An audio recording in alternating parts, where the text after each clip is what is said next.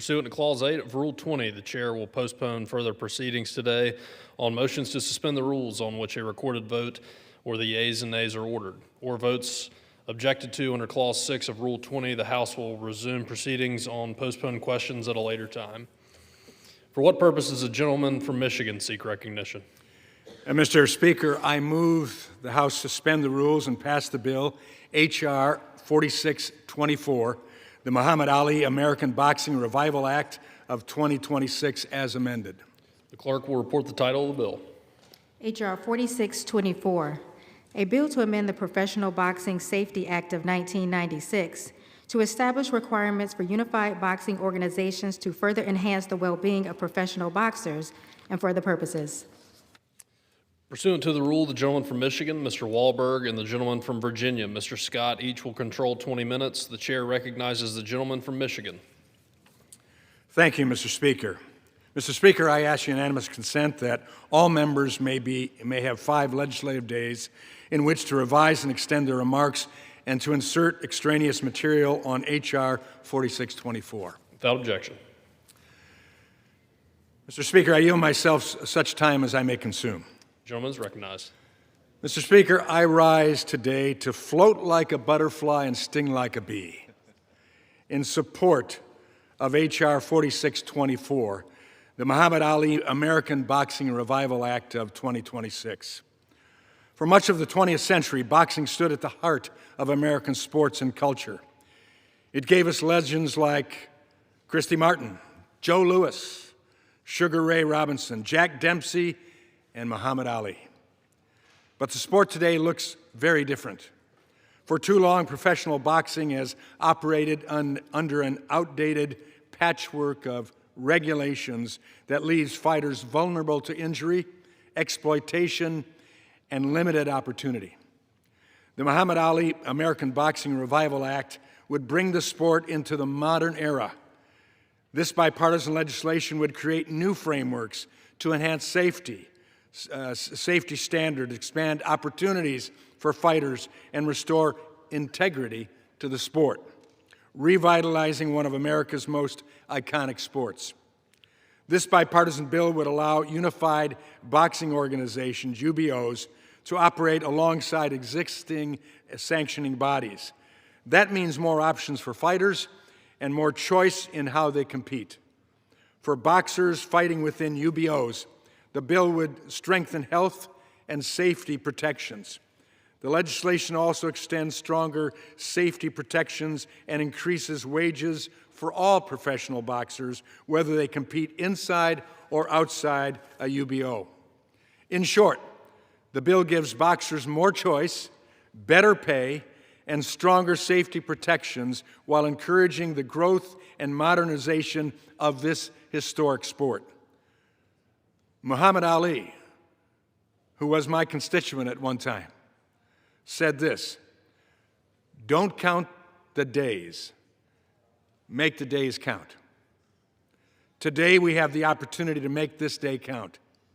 For the fighters who step into the ring, for the future of this sport, for the integrity of the competition itself, and for the fans like me and others who will experience the benefit from this bill. For these reasons, I urge my colleagues to vote yes on H.R. 4624, and I reserve the balance of my time. Gentleman reserves. The gentleman from Virginia is recognized. Thank you, Mr. Speaker. I yield myself such time as I may consume. The gentleman is recognized. Mr. Speaker, I rise in support of H.R. 4624, the Muhammad Ali American Boxing Revival Act.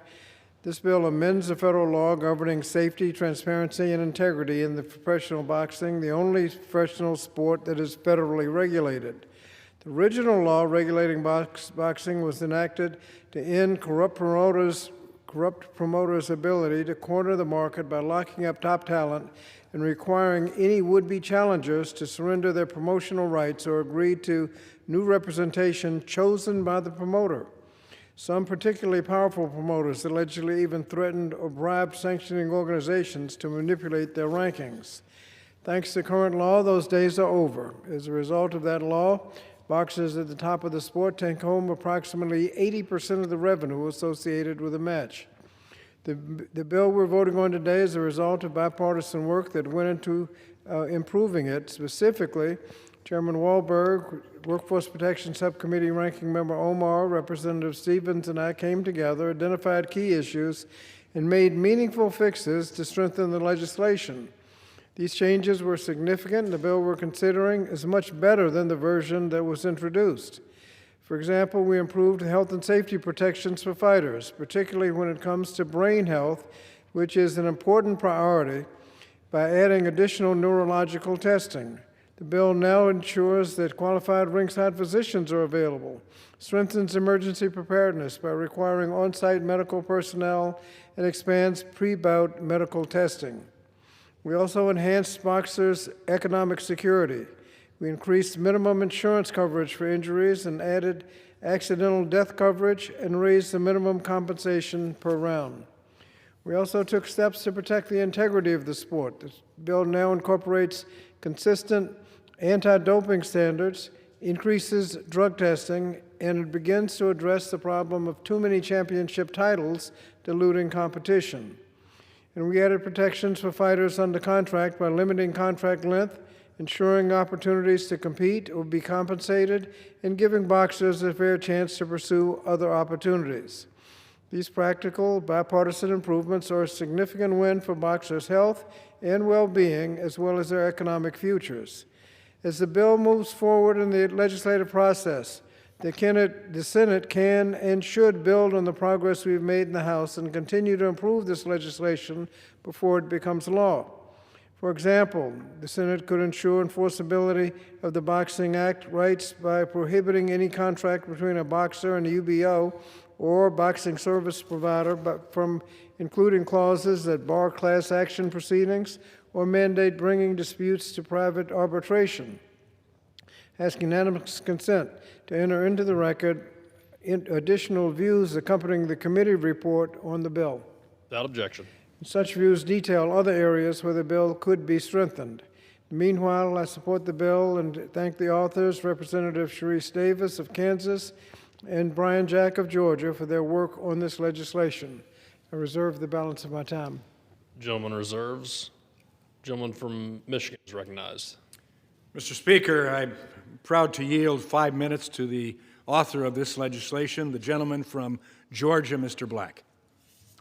Gentleman is recognized. Mr. Speaker, I rise today in support of my bipartisan legislation, H.R. 4624, the Muhammad Ali American Boxing Revival Act, which I proudly authored and introduced with my colleague from Kansas, Representative Sharice Davids, a former professional mixed martial artist herself and a leader in her caucus.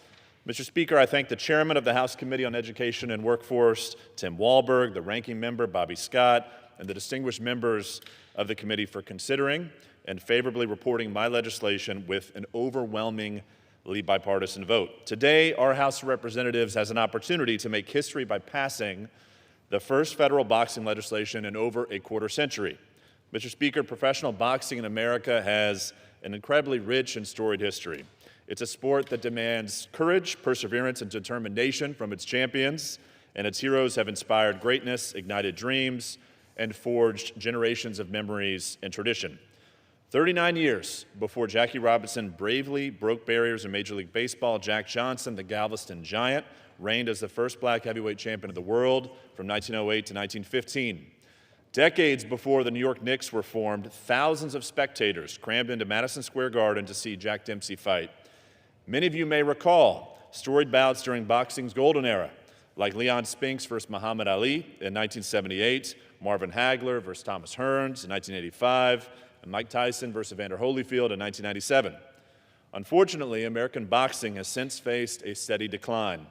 38 years have passed since an American won a heavyweight gold medal at the Olympics, and the majority of boxing's premier fights are now overseas, many time zones away. In recent years, HBO World Championship Boxing and Showtime Championship Boxing, long home to the greatest fights, ceased operations. Last year, ESPN's contract with a leading boxing promotion ended without renewal, leaving professional boxing without an American distributor. At the heart of boxing downturn is a structural flaw that our predecessors in Congress identified over 25 years ago but declined to address. We have the opportunity to fix this today and revive this great American sport. For over a century, individual states enacted legislation to regulate professional boxing but the patchwork of regulations without uniform minimum standards led to the exploitation of boxers and rampant corruption.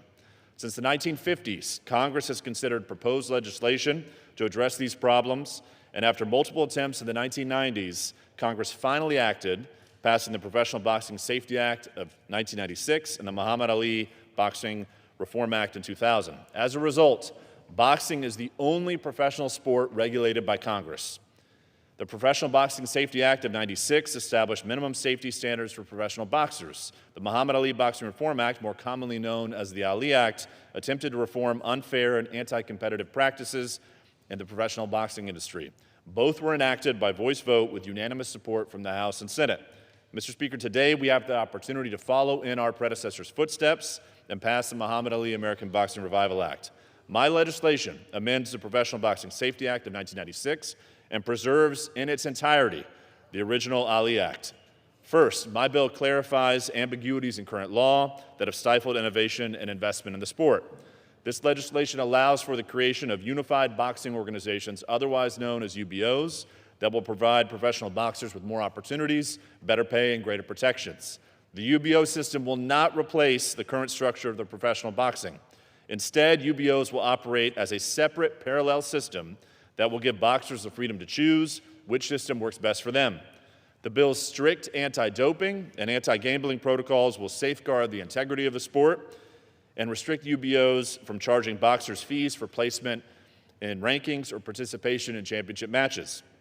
To improve the safety and well-being of professional boxers, my legislation establishes a national minimum payment per round of $200 and strengthens existing health and safety protections, including establishing for the very first time a national minimum of $50,000 in health coverage for injuries sustained during a bout.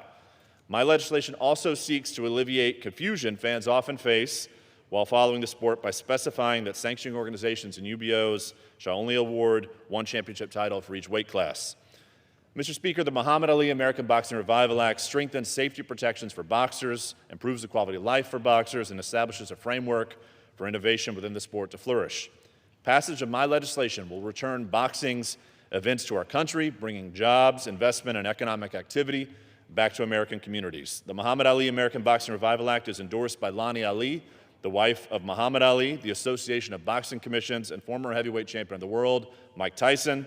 Additionally, America's largest arena operators support my legislation, including Madison Square Garden Entertainment Corporation, MGM Resorts International, and State Farm Arena in my hometown of Atlanta. Representing American workers, the International Brotherhood of Teamsters also supports this legislation. Mr. Speaker, this legislation has accomplished something few other issues before this Congress have done. The Muhammad Ali American Boxing Revival Act fostered collaboration between Republicans and Democrats who work together in good faith to revive one of America's greatest sports in the name of one of America's greatest athletes. Mr. Speaker, I yield back. Reserve. Gentleman reserves. Gentleman from Virginia is recognized. Mr. Speaker, I yield 2 minutes to the gentlewoman from Minnesota, the ranking member of the Workforce Protection Subcommittee, Ms. Omar. Gentlewoman is recognized. Thank you, Mr. Speaker. I rise in support of the Muhammad Ali American Boxing Revival Act. I come to this issue both as a legislator and a longtime fan of the sport. At its best, boxing is a sport of courage, discipline, and dignity. But for too long, the people who are risking the most have not always been treated with fairness and respect they deserve. Congress passed the original Ali Act for a reason: to stop powerful interests from exploiting boxers and denying them control over their careers. So when this bill first came before us, I had significant concerns. That is why I worked hard to make it better. We negotiated in good faith with the majority, and we did make it better. This bill now includes stronger baseline protections for boxers, including higher pay, better healthcare coverage, and a stronger ringside medical protections. It also includes an amendment that I offered with Representative Stevens to guarantee free agency for boxers, strengthening the economic freedom, and limiting the ability of powerful leagues to control boxers' careers. I'm voting yes today because boxers deserve those benefits and protections. But let me be clear, this work is not done. We still need stronger financial transparency, stronger anti-monopoly provisions, and stronger safeguards against coercive contracts, including forced arbitration clauses.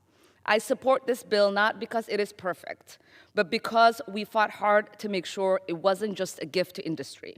Boxers put their bodies, their long-term health, and their livelihoods on the line every time they step into the ring. Congress should not ask them to accept more risk with less protection and less economic security. I urge senators to keep improving this bill, and I yield back the balance of my time. Gentleman reserves. Gentleman from Michigan is recognized. Mr. Speaker, it's a privilege to yield 2 minutes to the gentleman from Ohio, the chairman of the Judiciary Committee, and a doggone good wrestler in his time as NCAA champion, Mr. Jordan.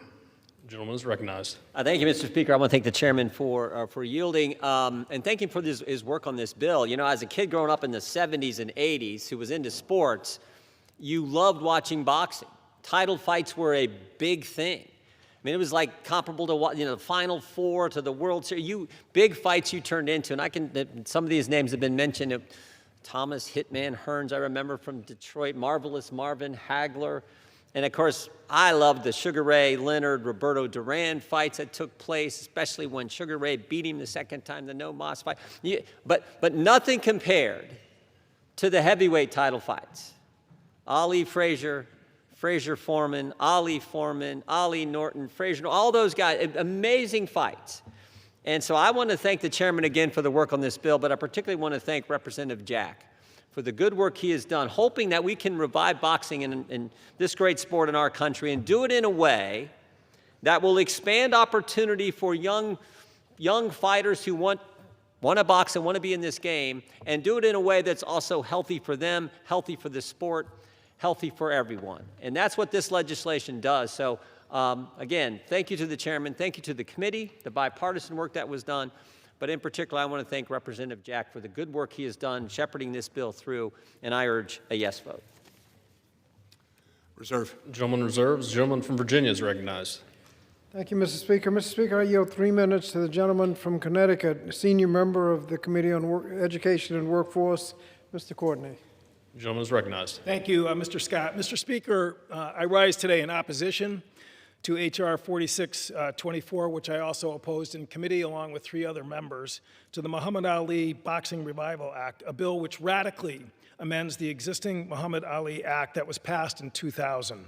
That law established statutory protections for boxers from exploitative and unethical business practices. The committee received expert testimony from witnesses with deep experience in the legal landscape in the boxing world and warned us that this bill will strip away many of those hard-fought reforms. H.R. 4624 creates a new parallel legal structure, the so-called Unified Boxing Organizations, which can engage in promotion, rule-setting, match organization, and creation of their own titles and rankings. Under the existing law, negotiated and spearheaded by the late John McCain, these functions have been required to remain separate to protect against conflicts of interest and coercive contract terms for boxers. The UBO organizations proposed under H.R. 4624 will replicate a model that has been extremely lucrative in other non-boxing mixed martial arts sports worlds that operate with few legal and economic protections for fighters, leading to a long history of litigation and allegations of coercive and anti-competitive practices. This includes the use of long-term contracts, including forced arbitration, blocking fighters from bringing a lawsuit for breach of contract, and class action waivers that waive a fighter's right to be awarded damages in settlement on behalf of a group. One of the crowning achievements of the original Muhammad Ali law was the establishment of a boxer's right to a private cause of action to assert their rights, which all Americans enjoy, to seek legal redress for unlawful injuries. H.R. 4624 fails to protect these protections within UBOs. Mr. Speaker, there's been a narrative that this is something that has unified the boxing world in terms of support for this bill. I would ask unanimous consent to have a letter entered dated just a few weeks ago, February 27th, 2026 from USA Boxing, the largest amateur boxing organization in America, withdrawing their endorsement that they gave the bill last January. I also ask unanimous consent to enter into the record a letter from Top Rank Boxing, Attorney Robert Aram, who again criticized this bill again for the damage it's going to do to boxers' legal rights, and states that a UBO is deemed in compliance with such provisions simply by virtue of being recognized as a UBO.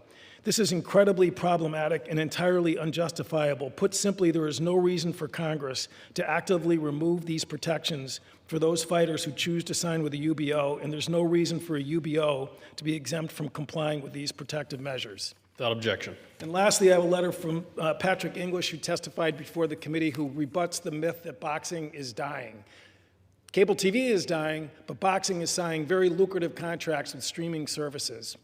Without objection. Again, Mr. Speaker, again, I just wanted to put on the record all of these Gentleman's time has expired. Mr. An additional minute. Gentleman is recognized. Thank you, Mr. Speaker. This bill does not have consensus support from those, as its proponents claim. And again, as been stated by Ms. Omar, I join with her in calling on the Senate to continue to work on this bill and focus on the achievements of Senator McCain in terms of protecting boxers' rights that are at risk with this legislation. And again, would ask again for members to oppose this bill when the time comes up for a vote. I yield back. Gentleman reserves. Gentleman from Michigan is recognized.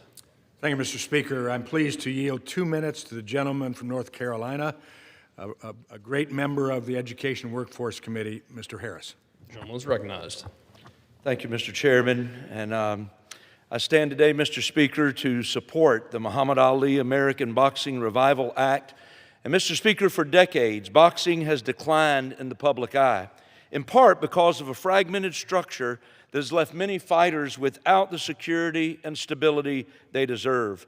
This bill gives boxers more control over their careers, allowing them to choose whether to compete within a unified boxing organization or continue under the current system.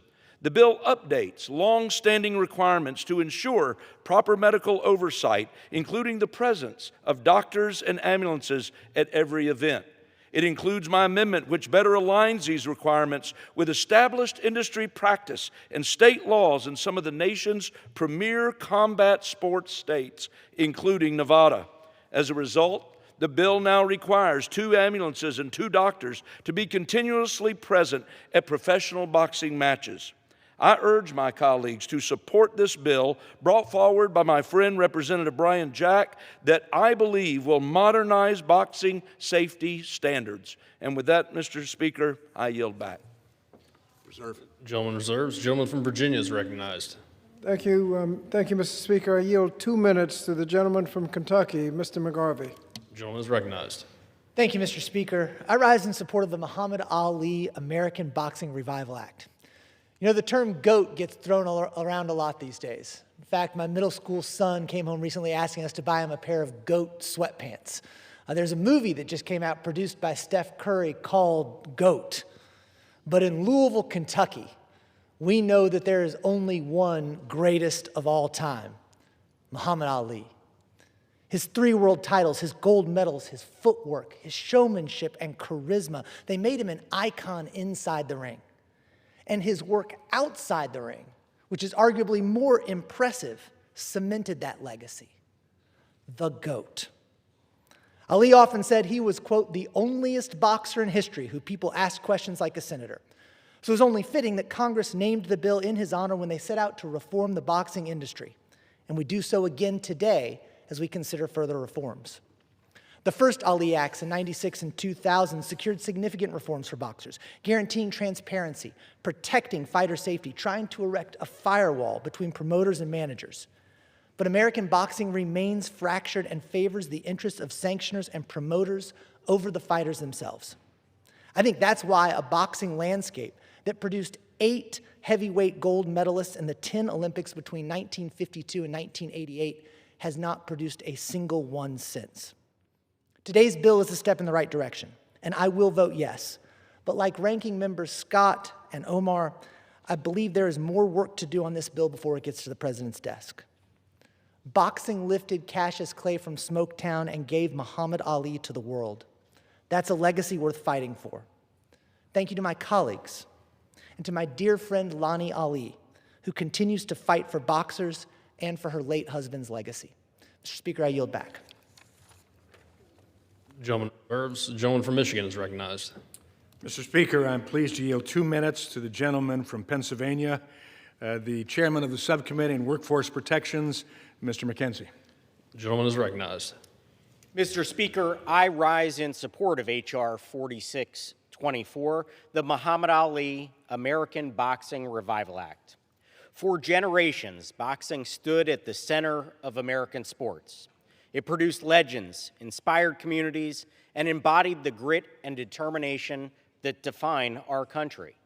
But today, the sport has become fragmented, marked by inconsistent standards, weak oversight, and too often, inadequate protections for fighters. As chairman of the Workforce Protection Subcommittee, I recently led a hearing examining these challenges. We heard directly from experts, advocates, and leaders in the sport about the urgent need to strengthen safety, improve transparency, and create real opportunities for fighters. At the end of the day, boxers are workers, and like every American worker, they deserve a safe and fair workplace. This bill takes important steps to get us there. It establishes clearer, more consistent standards across the sport, strengthens medical protections, and ensures fighters have access to fair pay and proper oversight. Just as importantly, it helps restore integrity and trust in the sport that has meant so much to so many Americans. H.R. 4624 is about putting American fighters first, protecting their health, respecting their dignity, and giving them a fair shot at success. I urge my colleagues to support this legislation, and with that, I yield back. Gentleman reserves. The gentleman from Virginia is recognized. Mr. Chairman, I'm prepared to close. I'm prepared to close. Gentleman from Virginia is recognized. Thank you, Mr. Speaker. I yield myself the balance of the time. Mr. Speaker, this bill is far better today because of the bipartisan work that went into it. Together, we've improved safety standards, strengthened financial protections, and added important safeguards for fighters. These changes will help ensure that boxers are better protected, both in and out of the ring, and that the sport moves forward with greater integrity and accountability. But as all the speakers on this side have mentioned, there's more work that could be done to strengthen the bill, especially as it pertains to private right of action and binding arbitration. But this bill has come a long way and is significantly improved from its introduced version, so I support the bill and yield back the balance of my time. Gentleman yields. Gentleman from Michigan is recognized. Thank you, Mr. Speaker. And I would express my appreciation to the ranking member, Mr. Scott, for his efforts and work on this bill, and it's been always good to work with him. I greatly appreciate the work of the sponsor of the bill, Mr. Jack, and then his co-sponsor, Representative Davids, as well as Representative Omar, for the efforts that they have put into making this bill what it appears to be and stands to be, and the impact that it can have, as we note on it today. Like many Americans, I enjoy boxing movies like Rocky and Cinderella Man. I think the reason those stories resonate with so many is because they reflect what boxing is meant to represent: discipline, opportunity, a fair fight, and doggone toughness in the American way. I so enjoyed my colleague, Mr. Jordan, as he went through names that I recollect sitting with my twin brother and my father watching those historic boxing matches, and now being a short distance from the Kronk Gym, a historic gym where Emanuel Stewart and others train fighters to do the American thing: discipline, opportunity, fair fight. This bill is also reflective of the story of the American dream, that anyone can earn his or her shot through grit and determination. But in the real world, a fair fight requires rules that protect competitors as much as they promote competition. Today, professional boxing too often falls short of that standard. Too often, fighters are pushed into dangerous matches without proper medical oversight, even in the training that they do. Left navigating contracts with the lack of transparency and forced to shoulder risk without adequate recourse. That reality undermines athlete safety and public confidence in the sport. The Muhammad Ali American Boxing Revival Act modernizes the framework of professional boxing to meet the expectation of today's athletes and today's fans. It strengthens protections for fighters, creates more opportunities, and helps restore integrity to the sport.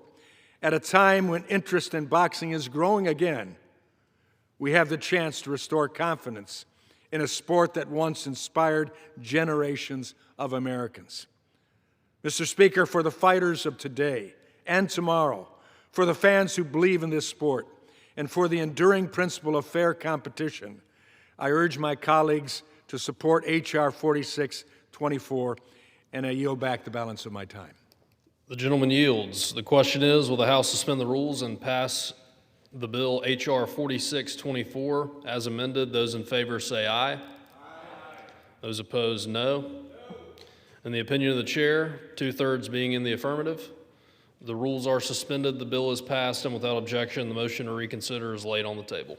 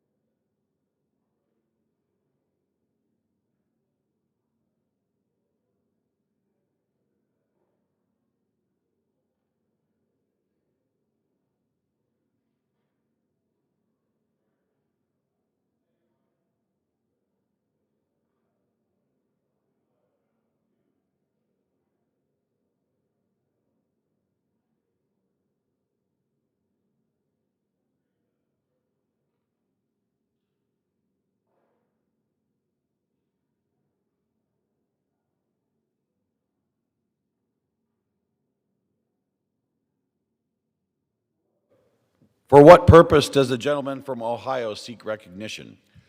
Mr. Speaker, I move to suspend the rules and pass H.R. 2474 as amended. The clerk will report the title of the bill.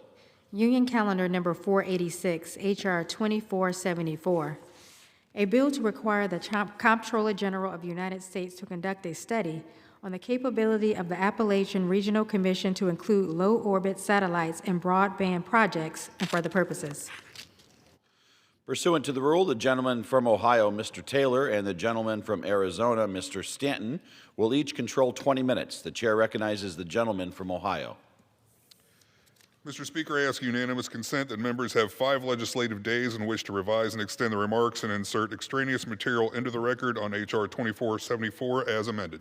Without objection. Mr. Speaker, I yield myself as much time as I may consume. Gentleman is recognized.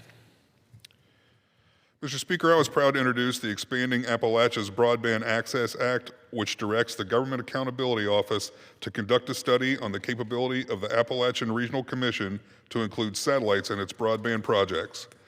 Currently, the ARC can support targeted broadband projects in distressed rural communities to attract businesses and jobs. However, Appalachia is a vast region, and not all of its communities have access to fiber optic broadband service, which can be economically isolating for local businesses. I represent 13 counties in ARC's service area. The topography challenges in my district and the rest of Appalachia create unique challenges for traditional fiber optic broadband. Satellite broadband, on the other hand, with its far-reaching capabilities, can enable the delivery of high-speed internet to those more remote, difficult-to-access communities that do not currently have fiber optic infrastructure. Expanding access to this modern necessity will help incentivize the growth of new businesses in the region. With the potential to leverage this technology for business growth, ARC funding could go further in addressing economic development challenges in distressed communities. That's why it's crucial for the GAO to begin studying the ARC's ability to apply this critical technology to its mission of promoting regional economic growth. Mr. Speaker, I urge support of this bill and reserve the balance of my time. Gentleman reserves. The gentleman from Arizona is recognized. Thank you very much, Mr. Speaker. I yield myself such time as I may consume. Gentleman is recognized. I support H.R. 2474, expanding Appalachia's Broadband Access Act as amended. The bill requires the Comptroller General of the United States to conduct a study on the capability of the Appalachian Regional Commission to include low-orbit satellites in broadband projects. This study, conducted by the General Accountability Office, will, number one, assess whether these low-orbit satellites can meet business needs. Number two, evaluate the economic development growth in areas already utilizing low-orbit satellites. And number three, analyze the cost-effectiveness of implementing broadband via satellites. By directing the GAO to study this important issue, Congress can help ensure that small businesses and residents in rural and Appalachian communities can benefit from emerging technologies and continue developing economically. I support this important bill, urge my colleagues to do the same. I reserve the balance of my time. Gentleman reserves. The gentleman from Ohio is recognized.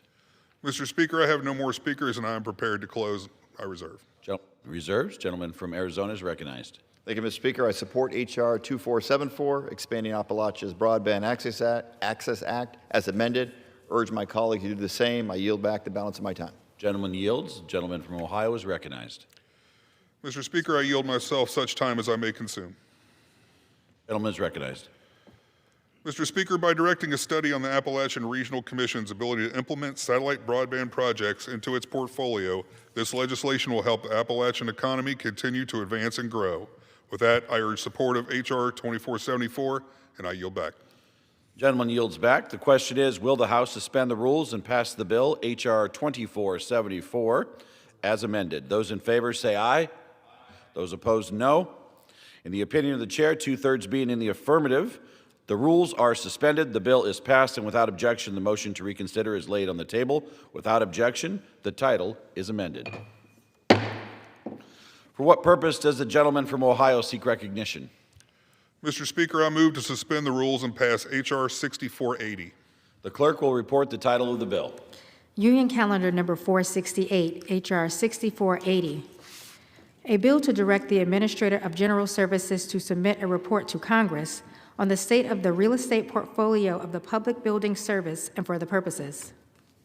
Pursuant to the rule, the gentleman from Ohio, Mr. Taylor, and the gentleman from Arizona, Mr. Stanton, will each control 20 minutes.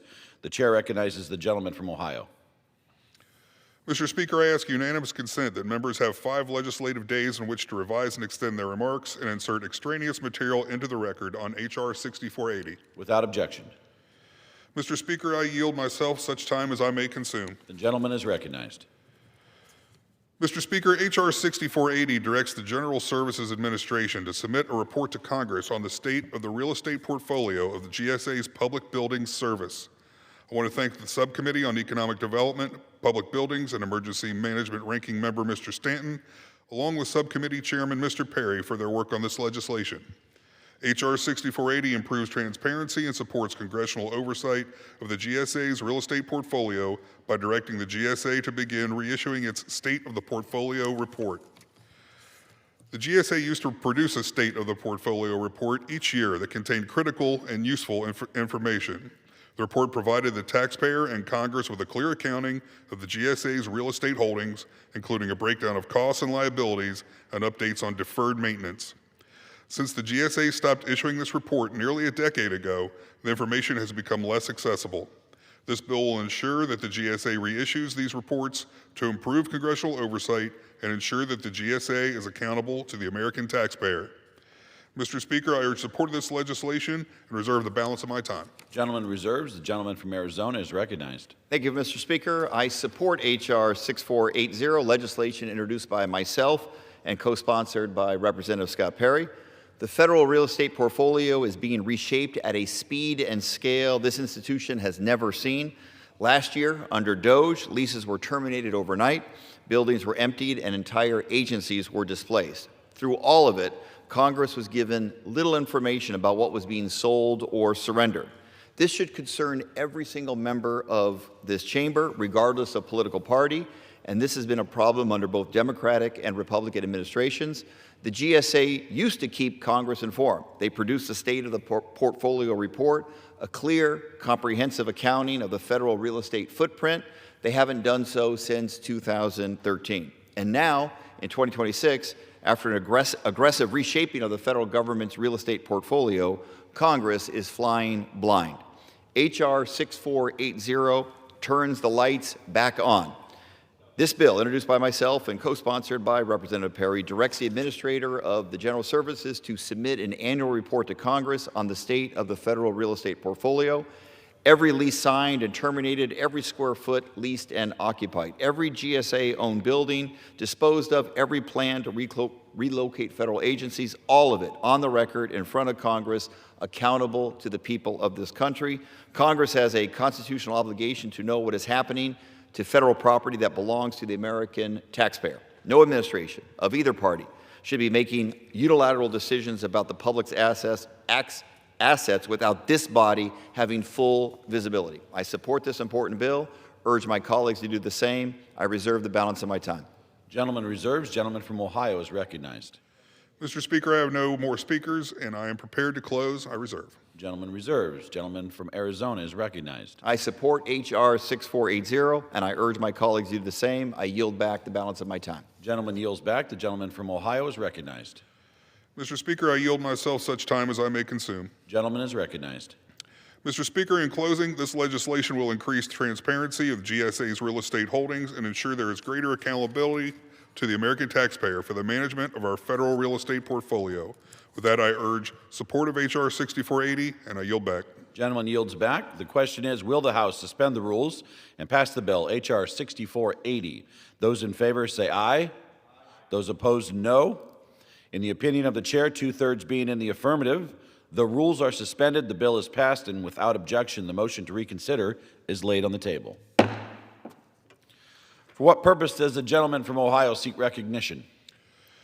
Mr. Speaker, I move to suspend the rules and pass H.R. 6481. Without objection. The clerk will report the title of the bill. Union Calendar Number 476, H.R. 6481. A bill to direct the Administrator of General Services and the Director of the Federal Protective Service to establish guidance relating to emergency communication protocols for public buildings and for other purposes. Pursuant to the rule, the gentleman from Ohio, Mr. Taylor, and the gentleman from Arizona, Mr. Stanton, will each control 20 minutes. The chair recognizes the gentleman from Ohio. Mr. Speaker, I ask unanimous consent that members have 5 legislative days in which to revise and extend the remarks and insert extraneous material into the record on H.R. 6481. Without objection. Mr. Speaker, I yield myself such time as I may consume. Gentleman is recognized. Mr. Speaker, the Federal Building Threat Notification Act directs the General Services Administration and the Federal Protective Service to establish guidance on emergency communication protocols for public buildings. This legislation was developed after the committee received a report detailing crime that occurs in and around federal buildings. The report detailed that in fiscal year 2024, there were over 3,500 incidents of crime in and around federal buildings recorded nationwide. This data paints a clear picture of the current system in which the safety of federal workers and visitors to GSA buildings is not a guarantee. It's even more critical today, given the heightened security threats, to ensure there are clear communication protocols for occupants and visitors to federal facilities. I want to thank Subcommittee on Economic Development, Public Buildings, and Emergency Management Ranking Member, Mr. Stanton, along with Subcommittee Chairman, Mr. Perry, for their work on this very important piece of legislation. Mr. Speaker, I urge support of this legislation, and I reserve the balance of my time. Gentleman reserves. The gentleman from Arizona is recognized. Thank you, Mr. Speaker. I yield myself such time as I may consume. Gentleman is recognized. Federal employees deserve to work in safety and security, and the Americans who go to federal buildings to access essential services deserve to do so with the same assurances. A 2025 GAO report found that in fiscal year 2024 alone, there were over 3,500 recorded incidents at federal facilities across this country, 763 threats, 142 weapons violations, 9 arson attacks, 3 homicides, and 1 kidnapping. These are attacks on the women and men who show up every day to serve the American people. And right now, in this political climate, federal employees are being targeted online, in person, and in the buildings where they work. The hostility directed at our civil servants has reached a boiling point, and Congress must act to keep people safe. But threats don't only come from people. When Hurricane Katrina struck the Gulf Coast in August 29, 2005, 83 federal facilities in Louisiana, Mississippi, and Alabama were significantly damaged. And back-to-back hurricanes, Irma and Maria, severely damaged Puerto Rico's federal buildings and federal courthouses in 2017. Storms are only getting stronger and more destructive. It is critical that workers and visitors to federal buildings know what to do in case of an emergency. H.R. 6481, the Federal Building Threat Notification Act, introduced by myself and co-sponsored by Congressman Perry, directs the Administrator of General Services and the Director of Federal Protective Service to develop and disseminate a clear, actionable emergency communication protocols for public buildings. The guidance will include best practices and protocols to inform building tenants of threats to the buildings or their occupants and instructions for safety practices in response to threats or heightened risk. The Federal Building Threat Notification Act is common sense, it's good policy, and I urge my colleagues to join me in supporting this important bill. Thank you, Mr. Speaker. I reserve the balance of my time. Gentleman reserves. Gentleman from Ohio is recognized.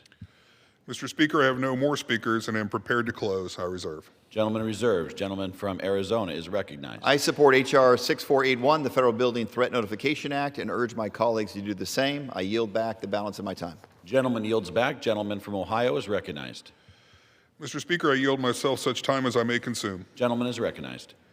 Mr. Speaker, in closing, this legislation will ensure that the GSA and the FPS establish standard operating procedures that will help keep agency tenants better informed when there are threats to the building or its occupants. This is an important step Congress can take to increase safety at federal buildings for both federal employees and visitors.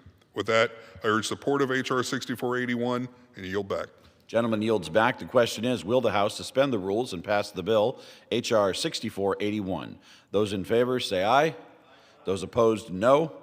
In the opinion of the chair, 2/3 being in the affirmative, the rules are suspended, the bill is passed, and without objection, the motion to reconsider is laid on the table. For what purpose does the gentleman from Ohio seek recognition? Mr. Speaker, I move to suspend the rules and pass H.R. 7388 as amended. Without objection, the clerk will report the title of the bill. Union Calendar Number 483, H.R. 7388. A bill to direct the Administrator of General Service to convene consultation meetings to identify alternative financing solutions for the construction of new public buildings that will reduce costs to the federal government and for other purposes. Pursuant to the rule, the gentleman from Ohio, Mr. Taylor, and the gentleman from Arizona, Mr. Stanton, will each control 20 minutes. The chair recognizes the gentleman from Ohio.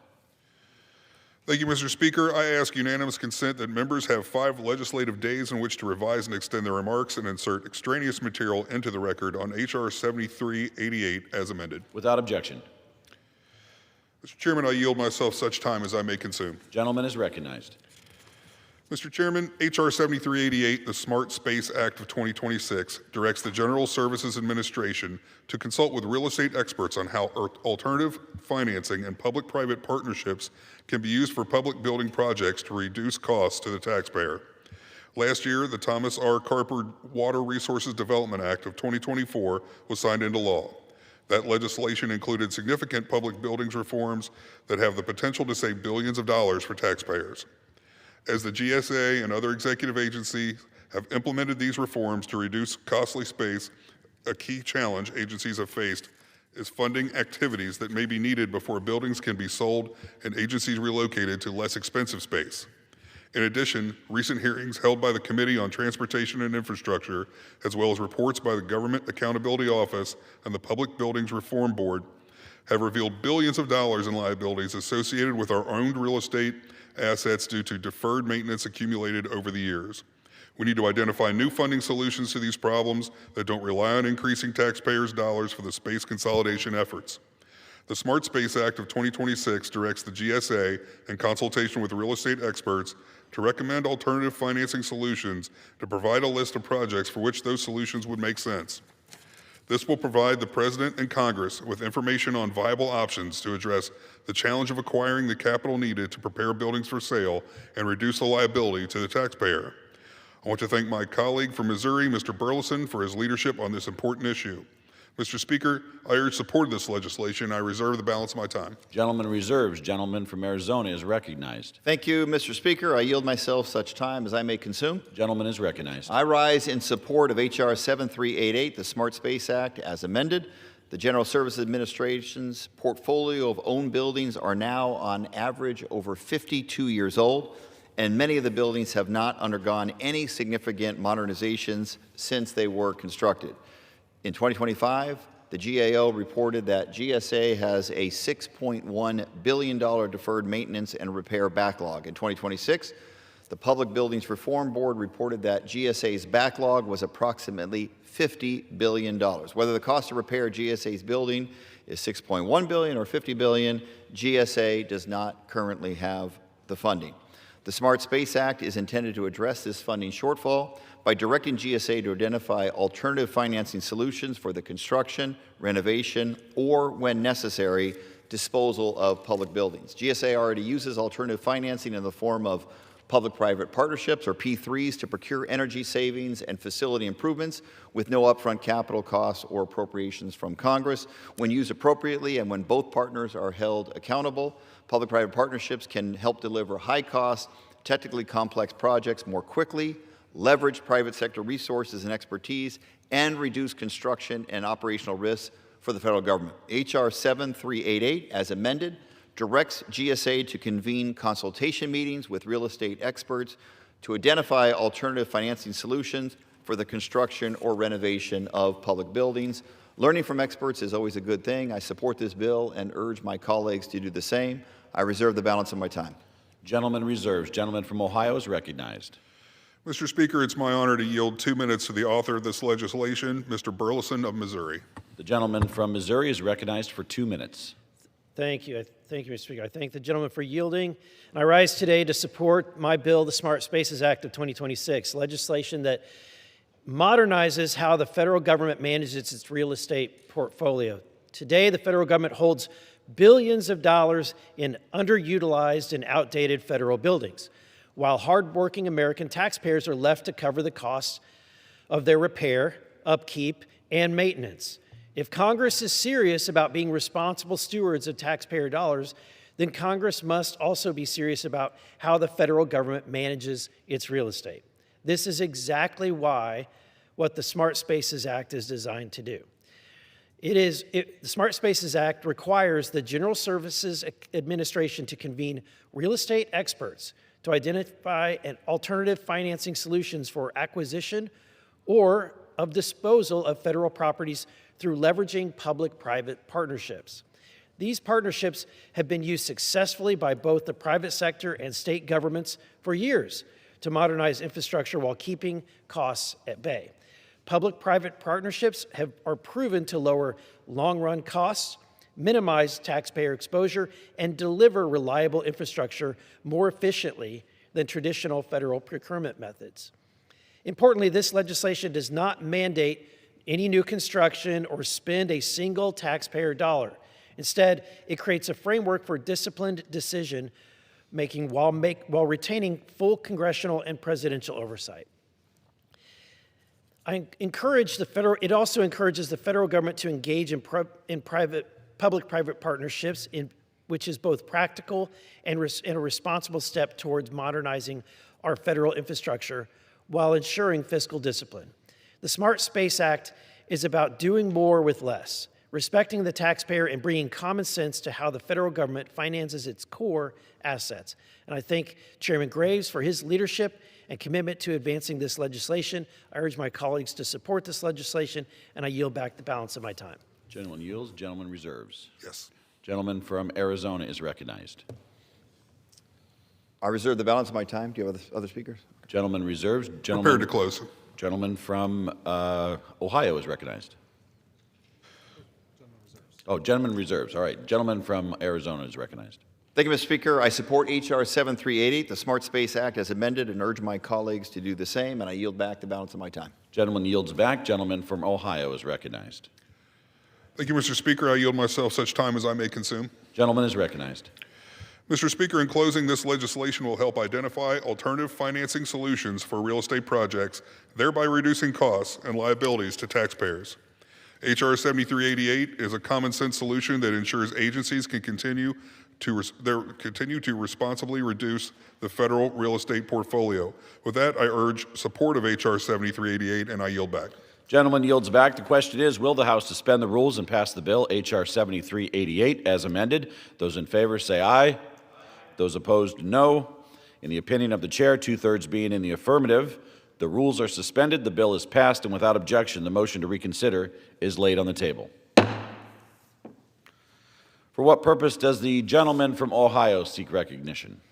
Mr. Speaker, I move to suspend the rules and pass House Concurrent Resolution 73. Without objection, the clerk will report the title of the concurrent resolution. House Calendar Number 65, House Concurrent Resolution 73. Concurrent resolution authorizing the use of the Capitol grounds for the National Peace Officers Memorial Service and the National Honor Guard and Pipe Band Exhibition. Pursuant to the rule, the gentleman from Ohio, Mr. Taylor, and the gentleman from Arizona, Mr. Stanton, will each control 20 minutes. The chair recognizes the gentleman from Ohio. Thank you, Mr. Speaker. I ask unanimous consent that members have 5 legislative days in which to revise and extend their remarks and insert extraneous material into the record on House Concurrent Resolution 73. Without objection. Mr. Speaker, I yield myself such time as I may consume. Gentleman is recognized. Thank you, Mr. Speaker. House Concurrent Resolution 73 authorizes the use of the Capitol grounds for the 45th Annual National Peace Officers Memorial event. I am proud to continue the long tradition of supporting the Fraternal Order of Police and honoring the law enforcement officers who died in the line of duty in 2025. Law enforcement officers across the country put their lives on the line every day to help keep us safe. There were 17 officers killed in Ohio in 2025. Last year, I paid my respects to Deputy Larry Ray Henderson from the Union Township, Ohio, who tragically lost his life in the line of duty. Larry joined the ranks of those who courageously made the ultimate sacrifice while protecting our communities. And I also want to recognize Officer Larry Cox from Chillicothe and Officer Dave Poling, who did the same. I'm humbled to honor their legacies today. We all owe a debt of gratitude to the police officers who continue to serve despite the risks they face every day. Mr. Speaker, I urge support of this resolution and reserve the balance of my time. Gentleman from Ohio reserves his time. The gentleman from Arizona is recognized. Mr. Speaker, I yield myself such time as I may consume. Gentleman's recognized. I rise in support of H.Con. Res. 73, legislation introduced by myself and Representative Perry. This resolution authorizes the use of the Capitol grounds for events related to the 45th Annual National Peace Officers Memorial Service on May 15th, 2026. The National Fraternal Order of Police will host this event to honor the federal, state, and local law enforcement officers who lost their lives in the line of duty in the year 2025.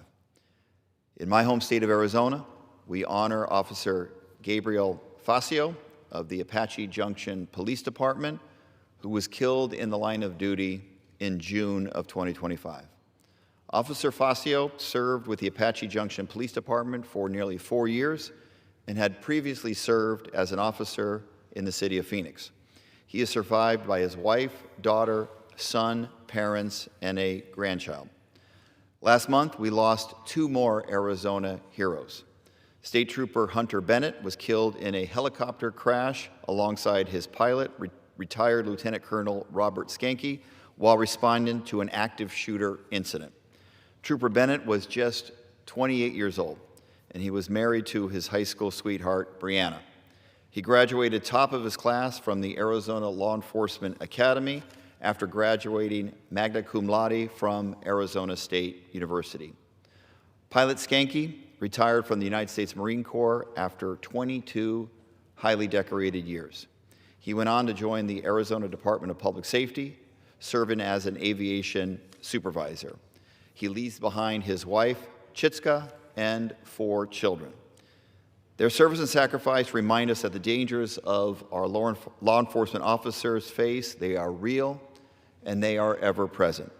We honor Officer Facio, Trooper Bennett, Pilot Skanke, and all officers throughout the country for their sacrifices and devotion to protecting our communities.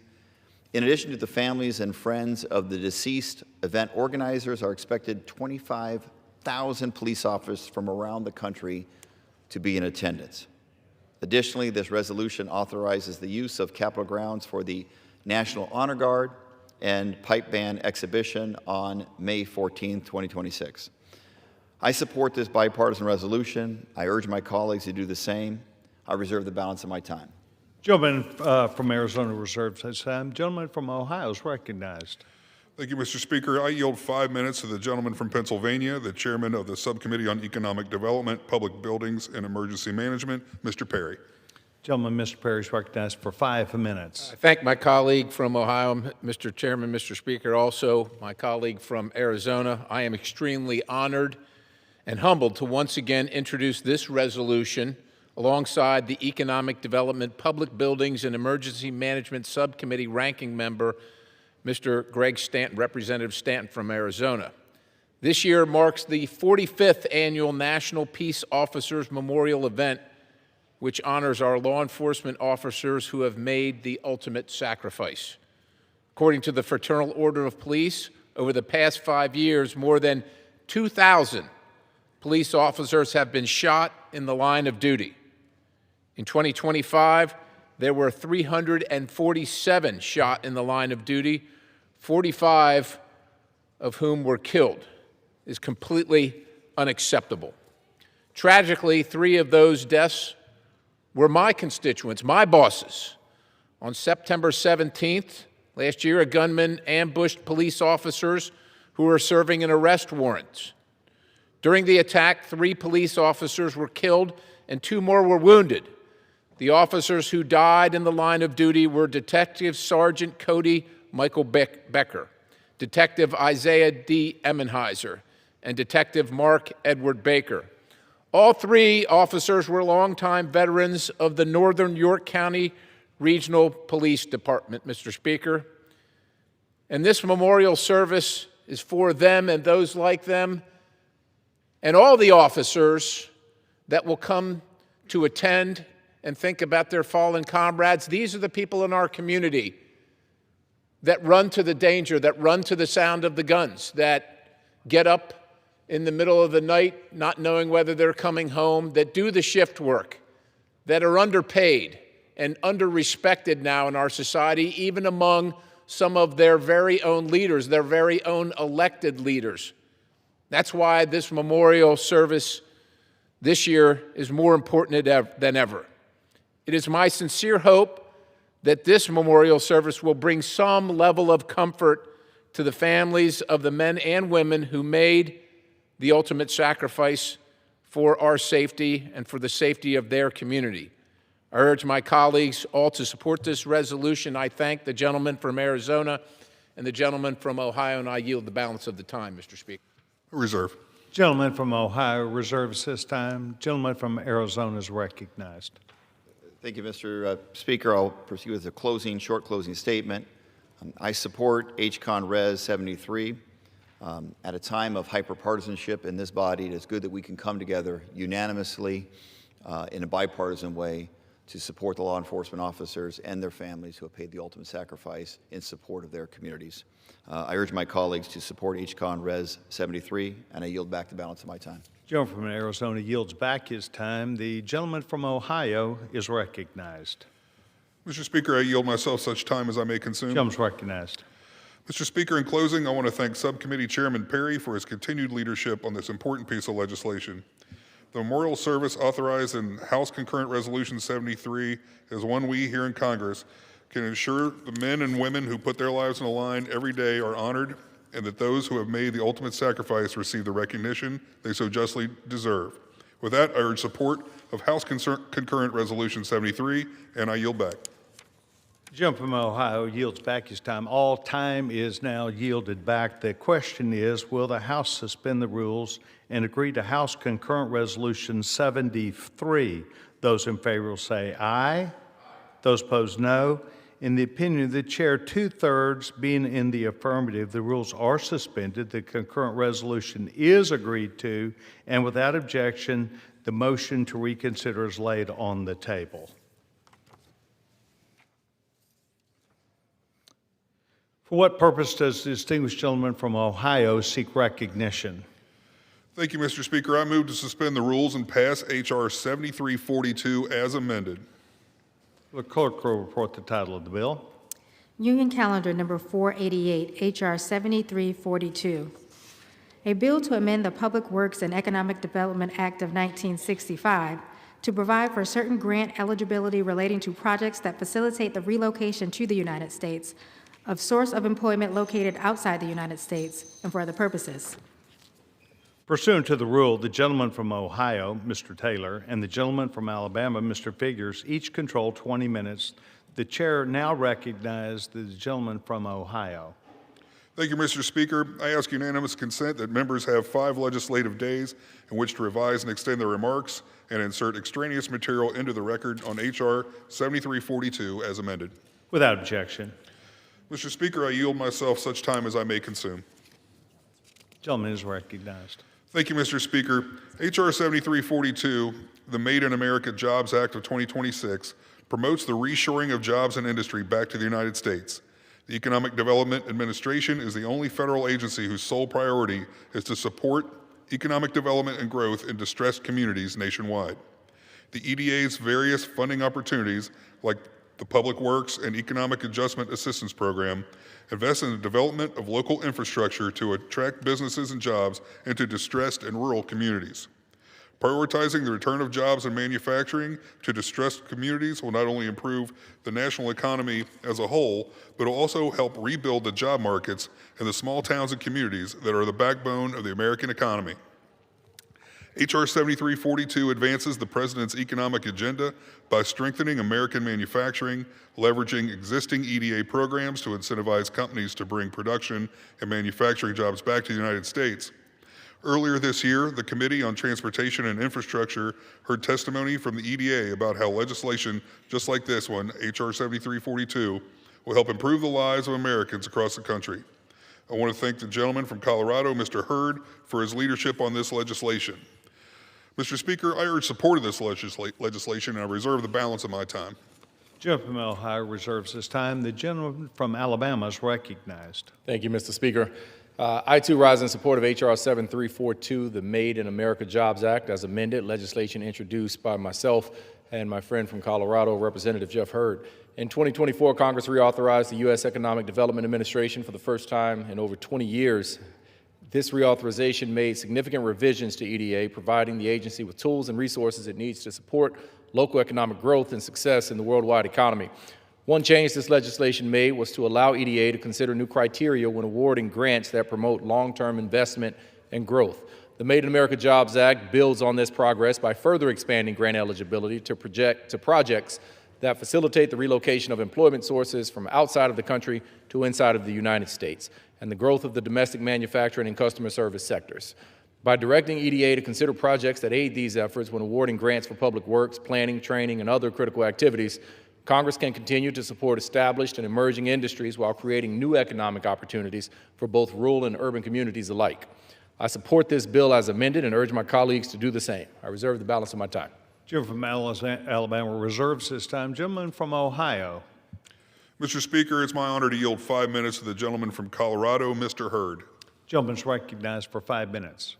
Mr. Speaker, I rise in support of H.R. 7342, the Made in America Jobs Act of 2026, which I am proud to lead with my colleague from Alabama, Congressman Shamari Figures. This is a straightforward, practical bill. It ensures that Economic Development Administration funds can be used to support projects that help bring manufacturing jobs back to the United States, especially in communities that need them the most, all without creating new programs or increasing spending. Now, manufacturing does not move one factory at a time. It moves in ecosystems. It requires roads, utilities, workforce, and sites that are ready for investment. Too often, rural communities have the land, the workforce, and certainly the work ethic, but they lose out because they don't have the infrastructure in place when an opportunity comes along. In western and southern Colorado, I see that every day. We have communities that could support things like agricultural processing facilities, equipment repair and fabrication shops, small-scale energy manufacturing, and value-added production for the crops and resources that we already produce. But when a company looks at a site and sees that the water, sewer, or access roads aren't ready, the project goes somewhere else. That means fewer good-paying jobs, and it means more young people leaving our communities to find opportunity elsewhere. This legislation helps fix that. It gives communities the tools to get sites ready, to compete for investment, and to keep more of that economic activity right here at home. It strengthens our industrial base, it supports rural economies, and it does it in a targeted and fiscally responsible way. I thank Chairman Graves, I thank Congressman Figures and our staffs for their work on this bill, and I urge my colleagues to support it. Thank you very much, Mr. Speaker, and with that, I yield back. Reserve. Gentleman from Ohio reserves his time. Gentleman from Alabama. Mr. Speaker, this is a common sense piece of legislation that incentivizes companies and corporations to bring jobs back to America. We have seen over the better part of the last century the outsourcing of American jobs to offshore. This gives us an opportunity to make real, tangible improvements in terms of those efforts to recruit those companies back here to the United States, and not just to the big cities in the United States. This is an effort that will allow us to be able to put in place the resources and the incentives to bring those jobs to places like Macon County, Alabama, Pike County, Alabama, Monroe County, Bullock County, places that most of America has never heard of, but places that most of America has very similar communities in their backyards. And so I support H.R. 7342, the Made in America Jobs Act, as amended, and urge my colleagues to do the same.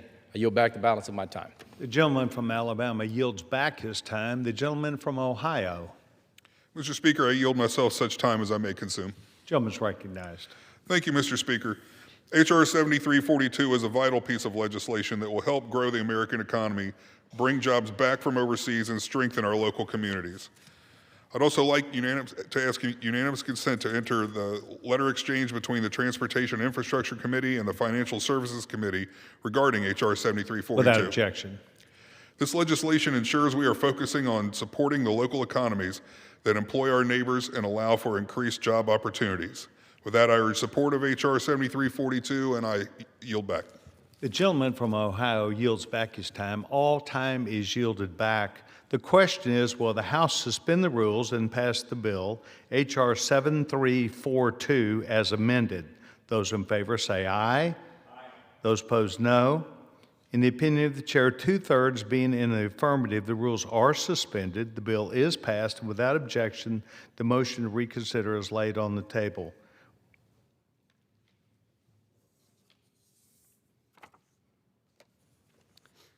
For what purpose does the gentleman from Ohio seek recognition? Thank you, Mr. Speaker. I move to suspend the rules and pass H.R. 6618 as amended. Clerk will report the title of the bill. Union Calendar Number 471, H.R. 6618. A bill to require the Administrator of the Federal Aviation Administration to conduct a study on drone incursions on wildfire suppression and for other purposes. Pursuant to the rule, the gentleman from Ohio, Mr. Taylor, and the gentleman from Alabama, Mr. Figures, each will control 20 minutes. The chair now recognizes the gentleman from Ohio. Thank you, Mr. Speaker. I ask unanimous consent that members have 5 legislative days in which to revise and extend their remarks and insert extraneous material into the record on H.R. 6618. Without objection. Mr. Speaker, I yield myself such time as I may consume. Gentleman's recognized. Thank you, Mr. Speaker. I am proud to support this bipartisan common sense legislation that requires the Federal Aviation Administration, in coordination with its federal partners, to conduct a study and produce a report on the effects of unmanned aircraft systems incursions on wildfire suppression efforts.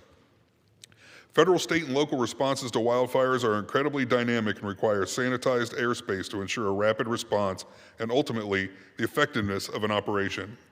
The study and report required in the legislation will produce valuable recommendations and ensure lawmakers have the necessary information and facts to craft informed policy. Furthermore, the study will assess the delays of wildfire suppression efforts associated with unlawful UAS incursions and identify the taxpayer resources expended as a result of the incursions.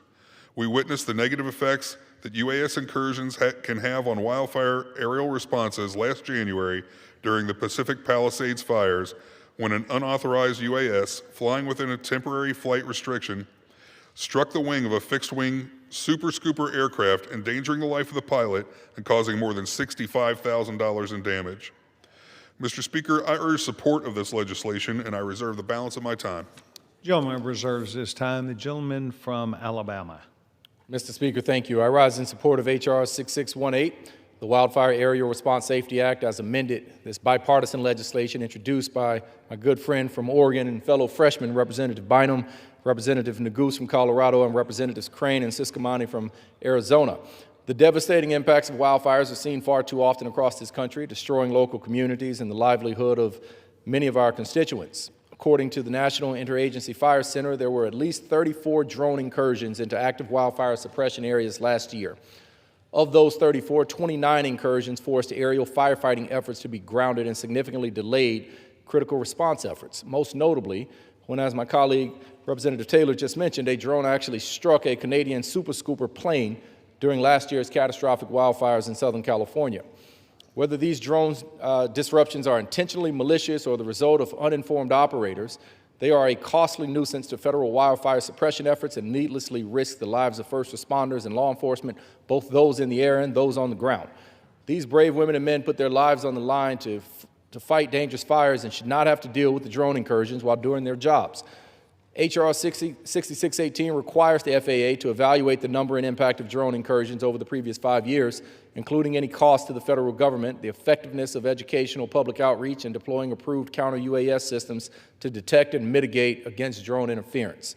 This study and the recommendations will be key in establishing necessary safeguards against drone incursions during wildfire suppression activities. With the growing number and severity of wildfires across the country, we cannot afford to let these dangerous drone incursions go unabated, lest we run the risk of distracting or endangering our firefighters and our first responders. These brave individuals put their lives on the line for us, and today they need our assistance. This is the first step to delivering it. I support this legislation and urge my colleagues to do the same. I reserve the balance of my time. Gentleman reserves his time. Gentleman from Ohio. Mr. Speaker, I have no more speakers, and I am prepared to close, and I'll reserve. Gentleman reserves his time. The gentleman from Alabama. Mr. Speaker, I wish to yield 5 minutes to the representative from Oregon, Ms. Bynum. Gentlewoman from Oregon is recognized for 5 minutes. Thank you, Mr. Speaker. Today, I rise in strong support of H.R. 6618, my Wildfire Aerial Response Safety Act. You see, wildfires are no longer seasonal. They're year-round threats that are growing more intense, more destructive, and more dangerous for the communities that we serve and the responders that we rely on. In 2020, Oregon experienced one of the most devastating wildfire seasons in our state's history. More than 1 million acres burned, entire communities were displaced, and for days, the air across our state and much of the West was among the worst in the world. What struck me from that moment wasn't just the scale of the destruction, but the importance of fast-acting firefighting to slow the spread and protect lives. And one of the tools that firefighters use in Oregon is aerial firefighting. But personal aircraft like drones can prevent that tool from being used. And that's because aviation rules require grounding all aircraft when an unauthorized drone is sighted in active response zones. Now, when that happens, it can stop water drops, delay rescues, and interrupt information gathering, which puts nearby communities at risk. Our ground crews lose critical visibility and protection, which increases the danger for firefighters, rescues, and residents. Just last August, in my home state of Oregon, a recreational drone delayed the initial air attack of the flat fire by nearly 30 minutes. This is the window of time that it is most critical in fighting a fire. And that's exactly the problem my bill is designed to address. The Wildfire Aerial Response Safety Act ensures that our aerial wildfire response is not just fast, but safe, coordinated, and effective. The bill improves safety and effectiveness of aerial wildfire response by addressing the growing threat of drone interference. It directs the FAA to evaluate recent disruptions, develop solutions, and to prevent future interference. And of course, it makes sure that the public understands the risks of flying drones near active wildfires. Because, sir, the reality is simple. When the airspace isn't managed well, firefighting slows down, and lives are put at risk. This is a common sense bipartisan bill that reflects how wildfire response is evolving in real time. It supports the pilots and the first responders doing this dangerous work, and it helps ensure we are giving them the tools and conditions that they need to succeed. I want to thank Representatives Neguse, Crane, and Siscomani for working with me on this bill, and the leadership of the House Transportation and Infrastructure Committee for passing the bill through committee without opposition. Protecting firefighters and improving how quickly we respond to wildfires will always remain my top priority. I urge my colleagues to support H.R. 6618, and I yield back the balance of my time. Does the gentleman from Alabama wish to reserve his time? Yes, Mr. Speaker, I reserve the balance. The gentleman reserves his time. The gentleman from Ohio. Mr. Speaker, we're prepared to close, and I'll reserve. Thank you. Gentleman wishes to reserve his time to close. The gentleman from Alabama. Thank you, Mr. Speaker. We must do everything that we can to help our firefighters and our first responders battling wildfires. We know drone use is becoming more prolific, and with that, we are seeing increased risks to the efforts to battle these fires. Sometimes it's people with curiosity, out of curiosity. Sometimes it's people out of carelessness or recklessness, or sometimes it's just pure stupidity. But at the end of the day, we have an obligation in this House to do everything that we can to protect our firefighters, to make sure that they are equipped with the resources and the laws that they need to be able to do their jobs effectively. That is why I support H.R. 6618 and urge my colleagues to do the same. I yield back the balance of my time. Gentleman from Alabama yields back his time. Gentleman from Ohio is recognized. Thank you, Mr. Speaker. I yield myself such time as I may consume. Gentleman is recognized. Mr. Speaker, in the unfortunate event of a wildfire, once that spark is ignited, the only thing that matters is extinguishing the flames as quickly as possible to protect our neighbors, forests, and properties. We owe all aerial firefighters a great debt of gratitude, and in the event of a wildfire, personally, I like for them to be focused on the task at hand rather than worrying about identifying and avoiding unauthorized UASs flying within a temporary flight restriction. To reiterate, this common sense study will produce valuable recommendations and ensure lawmakers have the information and facts to craft informed policy. Mr. Speaker, I urge support of this bill. I yield back the balance of my time. Gentleman from Ohio yields back his time. All time is yielded for the purpose of debate. The question is, will the House suspend the rules and pass H.R. 6618 as amended? Those in favor say aye. Those opposed, no. In the opinion of the chair, 2/3 being in the affirmative, the rules are suspended. The bill is passed without objection. The motion to reconsider is laid on the table.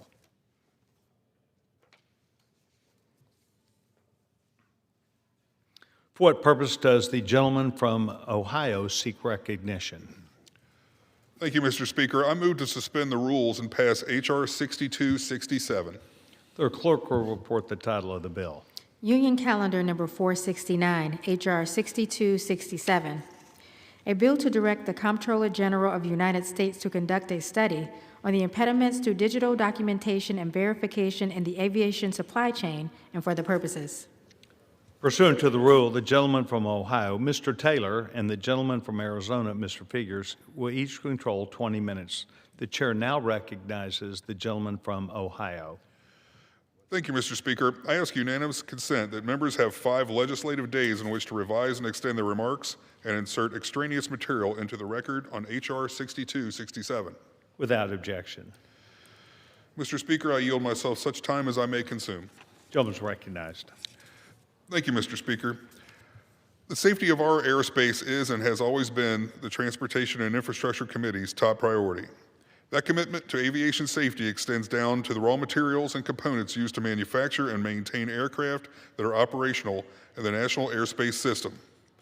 Recent reports of bad actors falsifying paperwork leading to unapproved parts entering the supply chain are not only highly concerning, but also underscore the need to authenticate documents and intercept counterfeit parts. Unapproved parts and falsified documentation threaten the safety of our aviation system and the integrity of our supply chain, which we worked so diligently to strengthen.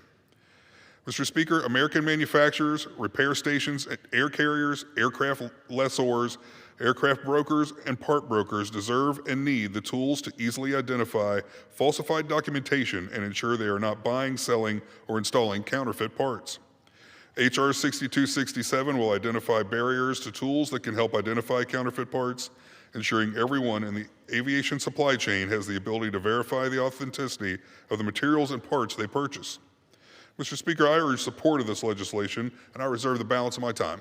Gentleman from Ohio reserves his time. Gentleman from Alabama is recognized. Thank you, Mr. Speaker. I rise in support of H.R. 6267, the Aviation Supply Chain Safety and Security Digitization Act, bipartisan legislation introduced by my friend Representative Knott and Representative Skolton out of Michigan. U.S. innovation, economic growth, and global leadership are impossible without our nation's aerospace industry. This is an industry that is particularly relevant to me, representing Mobile, my hometown, where we are the proud home to an Airbus facility. Unfortunately, the last few years have taught us that through a pandemic, tariffs, and quality control issues, just how much supply chain disruptions can spiral and compound. It is essential that Congress take this lesson and pass legislation to reduce the risk of these compounding disruptions from happening in the future. H.R. 6267 directs the GAO to study the impediments to the use of digital documentation and verification in the aviation supply chain to aid in identifying falsified documentation and counterfeit parts. As a major driver of the U.S. economy, we must ensure that aerospace supply chains remain resilient. To achieve that, we must also remove any unnecessary or antiquated barriers where we can. This bill will help Congress find ways to expedite the aerospace supply chain's digital transition. I support this legislation and urge my colleagues to do the same. I reserve the balance of my time. Gentleman from Alabama reserves his time. Gentleman from Ohio is recognized. Thank you, Mr. Speaker. It's my honor to yield 5 minutes to the gentleman from North Carolina, Mr. Knott. Gentleman is recognized for 5 minutes. Thank you, Mr. Taylor. Mr. Speaker, I rise today to speak in favor of my bill, H.R. 6267, the Aviation Supply Chain and Security Digitization Act. I want to thank Chairman Graves for the opportunity to speak today, and also thank my colleague from Michigan, Representative Hillary Skolton, for joining me as a co-sponsor of this important piece of legislation. Mr. Speaker, we often take for granted the delicate complexity of airplanes, millions of parts and components working together to ensure passenger safety. The FAA protects the supply chain by requiring certification documents for each part following its manufacturing, assembly, and repair. Known as an Authorized Release Certificate, or an ARC, these documents certify each part meets rigorous FAA airworthiness standards before an FAA-certified technician can perform any necessary work. Unfortunately today, Mr. Speaker, ARCs and similar certificates represent a weak link in our aviation supply chain security. Despite many advances since the Wright brothers' first flight in my home state of North Carolina, the FAA's record keeping is stuck in 1903. Ink and paper hold up the efficiency and the security of this delicate supply chain. A few forged signatures are all that it takes for a nefarious actor to inject hundreds, if not thousands, of fraudulently and potentially dangerous parts into planes around the world. Unfortunately, this is not hypothetical. This very scenario has already happened. Just in the summer of 2023, service employees in Europe discovered that some of the engine's parts that they were working on were noticeably older than their documentation indicated, and they alerted the appropriate authorities. It was then discovered that questionable parts had infiltrated more than 126 airplane engines, affecting Delta, American, United, and Southwest Airlines, among others. This bill is a simple, industry-driven step towards defending against similar occurrences. This bill would require the GAO to conduct a study into barriers that prevent the FAA and the aviation industry from modernizing their supply chain security by digitizing ARCs and other safety documents, which would prevent bad actors from so easily compromising these important records. My bill would also require the GAO to make prompt recommendations to Congress on accelerating the FAA's adoption of digital documentation and a path to voluntary adoption within the industry. Again, Mr. Speaker, I want to thank all the members of the aviation industry who joined the Aviation Supply Chain Integrity Coalition. The coalition's quick and focused efforts in response to the 2023 incident that I just mentioned laid the important groundwork for this bill. I once again want to thank Chairman Graves and Representative Schulten for their support, and I urge all of my colleagues to vote yes on H.R. 6267. I yield back. Mr. Speaker, I have no further speakers, and I am prepared to close, and I'll reserve. Gentleman reserves his time. Gentleman from Alabama. Thank you, Mr. Speaker. Look, we must learn from past lessons. As Representative Knott just explained the incident that happened in 2023, we have the tools at our disposal to be able to deal with this, to be able to better secure our supply chain in the aerospace industry, and we have an obligation to do so. That is why I support H.R. 6267 and urge my colleagues to do the same. I yield back the balance of my time. Gentleman from Alabama yields back his time. Gentleman from Ohio is recognized. Thank you, Mr. Speaker. I yield myself such time as I may consume. Gentleman recognized. Thank you, Mr. Speaker. In closing, I'd like to thank Representative Knott from North Carolina for his leadership on this important issue. To reiterate, unapproved parts and falsified documentation threaten the safety of our aviation system and the integrity of our supply chain, which holds it all together. This legislation will improve aviation safety by identifying barriers to adopting digital tools to verify the authenticity of materials and parts in the aviation supply chain. Furthermore, H.R. 6267, the Aviation Supply Chain Safety and Security Digitization Act of 2025, will support the Federal Aviation Administration as they work to digitize legacy paper systems as required by the FAA Reauthorization Act of 2024. Mr. Speaker, as a representative of Ohio, where the Wright brothers built and designed the very first airplane, I urge support of this bill and yield back the balance of my time. Gentleman from Ohio yields back his time. All time is now yielded. The question is, will the House suspend the rules and pass the bill H.R. 5267? Those in favor say aye. Those opposed, no. In the opinion of the chair, 2/3 being in the affirmative, the rules are suspended. The bill is passed without objection. The motion to reconsider is laid on the table.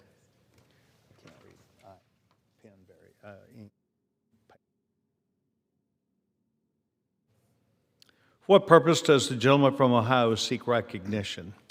Thank you, Mr. Speaker. I move to suspend the rules and pass H.R. 5663 as amended. Clerk will report the title of the bill. Union Calendar Number 470, H.R. 5663. A bill to modify the termination of the Aviation Consumer Protection Advisory Committee and for other purposes. To the rule, the gentleman from Ohio, Mr. Taylor, and the gentleman from Alabama, Mr. Figures, each will control 20 minutes. The chair recognizes the gentleman from Ohio. Thank you, Mr. Speaker. I ask unanimous consent that members have 5 legislative days in which to revise and extend their remarks and insert extraneous material into the record on H.R. 5663. Mr. Speaker, I yield myself such time as I may consume. Gentleman may move forward. Thank you, Mr. Speaker. Travel advisors and ticket agents serve as critical consumer-facing component of our nation's air transportation system. Collectively, they sell more than 780,000 airline tickets each day and were responsible for over $99 billion in airline ticket sales last year. Because they work directly with travelers, they understand firsthand what works well for consumers and what does not. And their perspective deserves to be included when shaping consumer protection regulations. This bill builds on the bipartisan work of this committee during the last Congress.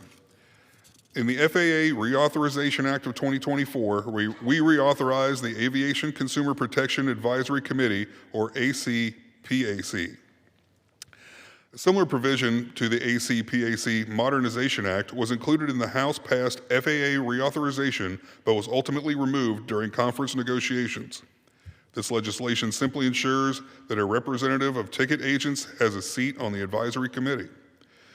Madam Speaker, I urge support of this legislation and reserve the balance of my time. Gentleman reserves. The gentleman from Alabama is recognized. Thank you, Madam Speaker. I rise in support of H.R. 5663, the ACPAC Modernization Act, bipartisan legislation introduced by my friend from Nevada, Representative Titus. Congress has delivered several key victories to the flying public to help them have a better flying experience. This included requirements for passengers to receive automatic refunds, requiring airlines to develop policies to reimburse passengers for travel, meals, and hotel accommodations when experiencing a flight disruption, and requiring airlines to allow young children to sit next to their parents. The Aviation Consumer Protection Advisory Committee, or ACPAC, established by Congress during the 2012 FAA reauthorization, has helped implement these reforms as it advises the Transportation Secretary on aviation consumer protection issues. However, the advisory committee is currently missing a critical voice, the voice of ticket agents. In 2024, ticket agents sold over 780,000 airline tickets a day, totaling nearly $100 billion in annual sales. Their expertise in aviation consumer experience and industry is vital to ACPAC's work. However, even as a substantial portion of the flying public relies on their services, ticket agents are currently not represented on the committee. This means they will be implementing many of the rules that fall directly on them, since they are the point of sale, but have no input on how these rules will be implemented. Their voices simply are not currently heard. This could potentially leave consumers who purchase tickets from online ticket agents worse off. That is why I support H.R. 5663 as amended. This common sense bill would rectify this oversight by adding a representative of ticket agents to the ACPAC, allowing them to advise on the very rules they will be responsible for implementing. This will put ticket agents at the same level on the Commission as air carriers, travel management companies, nonprofits with expertise in disability and accessibility issues, and other important industry advisors to the DOT. This bill builds upon Section 508 of the 2024 FAA reauthorization, which extended the authorization of ACPAC through September 30th, 2028. I support this bill now to fulfill the potential of ACPAC and urge my colleagues to do the same. I reserve the balance of my time. Gentleman reserves. The gentleman from Ohio is recognized. Madam Speaker, I have no more speakers and am prepared to close, and I'll reserve. Gentleman reserves. The gentleman from Alabama is recognized. Madam Speaker, I wish to yield 5 minutes to the representative from Nevada, Ms. Titus. The gentleman has 5 minutes. Thank you. Thank you, Madam Speaker, and thank you to the gentleman from Alabama for giving me this time to speak and for his eloquent defense of my legislation. H.R. 5663, the ACPAC Modernization Act. The Aviation Consumer Protection Advisory Committee, or ACPAC, provides recommendations to the Department of Transportation for improving consumer protection in aviation. My bill would simply, as you have heard, expand the committee's membership to include a representative for ticket agents. There are 2,700 travel advisors in Nevada, and in 2024 alone, they generated over $1 billion in sales. These same travel advisors are an integral part of our travel and tourism economy. For example, in 2024, Las Vegas welcomed 41.7 million visitors, yielding over $86 billion in economic impact. In my district alone, the travel industry also supports $1.6 billion in state and local taxes and is the top industry for employment. Supporting our tourism economy is one of my top priorities in Congress, and that effort is more important than ever now that the Trump slump has hit our travel destinations. This bill will give travel agents a seat at the table as a voting member of ACPAC alongside air carriers, airport operators, and other stakeholders. Ticket agents build their business on their unmatched expertise dealing with what the public needs and wants when traveling. Accordingly, they will provide valuable insights into ACPAC's work. When we prioritize consumer protection and the passenger experience in aviation, everyone wins and everyone enjoys the trip even more. Thank you, and I yield back. General yields. The gentleman from Ohio is recognized. Madam Speaker, I have no more speakers, and I'm prepared to close. I'll reserve. Gentleman reserves. The gentleman from Alabama is recognized to close. Thank you, Madam Speaker. Congress has delivered victories for the flying public before, and it's time we do so again by modernizing ACPAC. Ticket agents, they are in many cases, the face and the voice of airlines. They have to deal with so much as it relates to implementing the rules, to delivering bad news, to hearing the attitudes, to hearing the feedback. of customers. That is why I support HR 5663 as amended, to give them the voice that they deserve in this process, and urge my colleagues to do the same. Thank you, and I yield back the balance of my time. Gentleman yields. The gentleman from Ohio is recognized. Thank you, Madam Speaker. I yield myself such time as I may consume. Gentleman's recognized. Thank you, Madam Speaker. HR 5663 reflects a simple but important principle.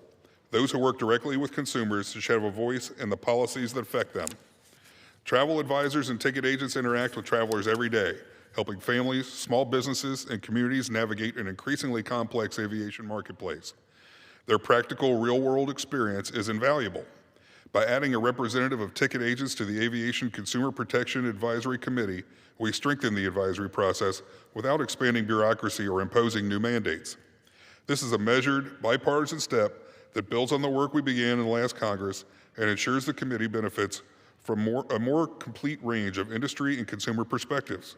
Madam Speaker, I urge support of this bill, and I yield back the balance of my time. The gentleman yields. The question is, will the House suspend the rules and pass the bill HR 5663 as amended? Those in favor say aye. Those opposed, no. In the opinion of the chair, 2/3 being in the affirmative, the rules are suspended, the bill is passed, and without objection, the motion to reconsider is laid on the table. For what purpose does the gentleman from Ohio seek recognition? Thank you, Madam Speaker. I move to suspend the rules and pass HR 6427 as amended. Clerk will report the title of the bill.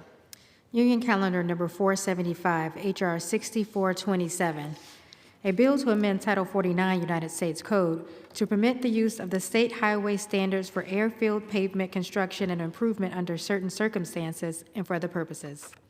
Pursuant to the rule, the gentleman from Ohio, Mr. Taylor, and the gentleman from Alabama, Mr. Figures, will each control 20 minutes. The chair recognizes the gentleman from Ohio.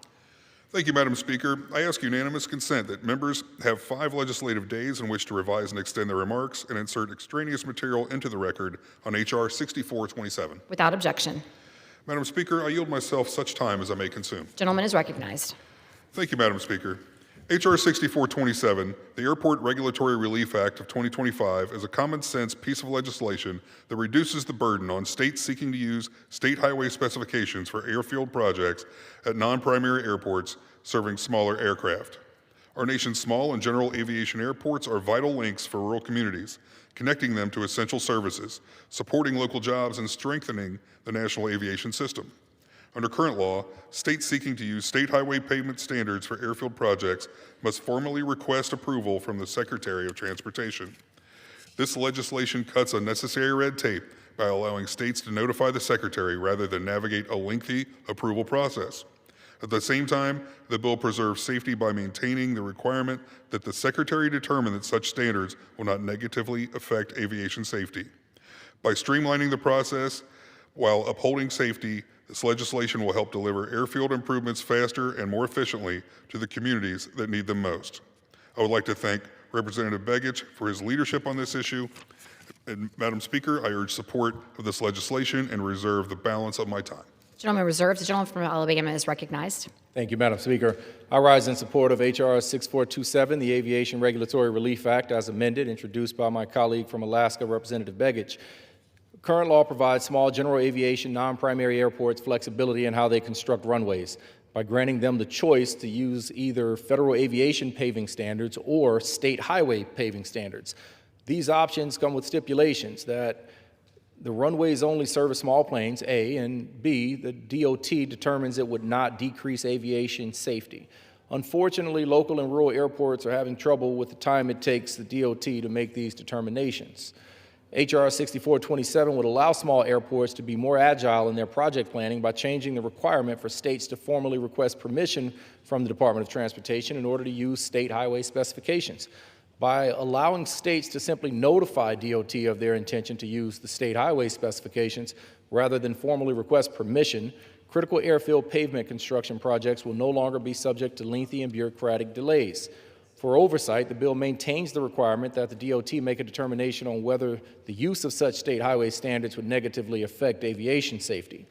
If more time is needed to conduct that safety review, the DOT may take successive 6-month extensions so long as the DOT notifies the airport and provides such airport with justification.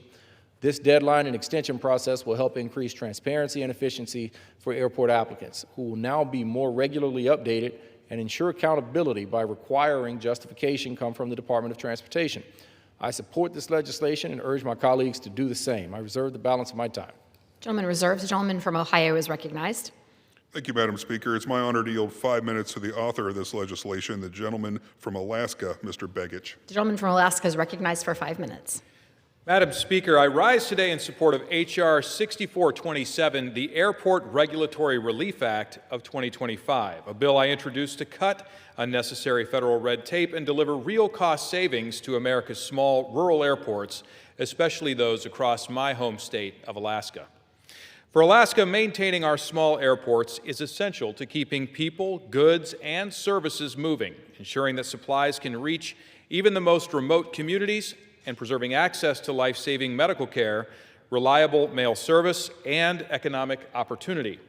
For years, the FAA has required even our smallest non-primary airports, those serving aircraft under 60,000 pounds gross weight, to follow the same costly one-size-fits-all federal pavement standards written for the nation's largest international hubs.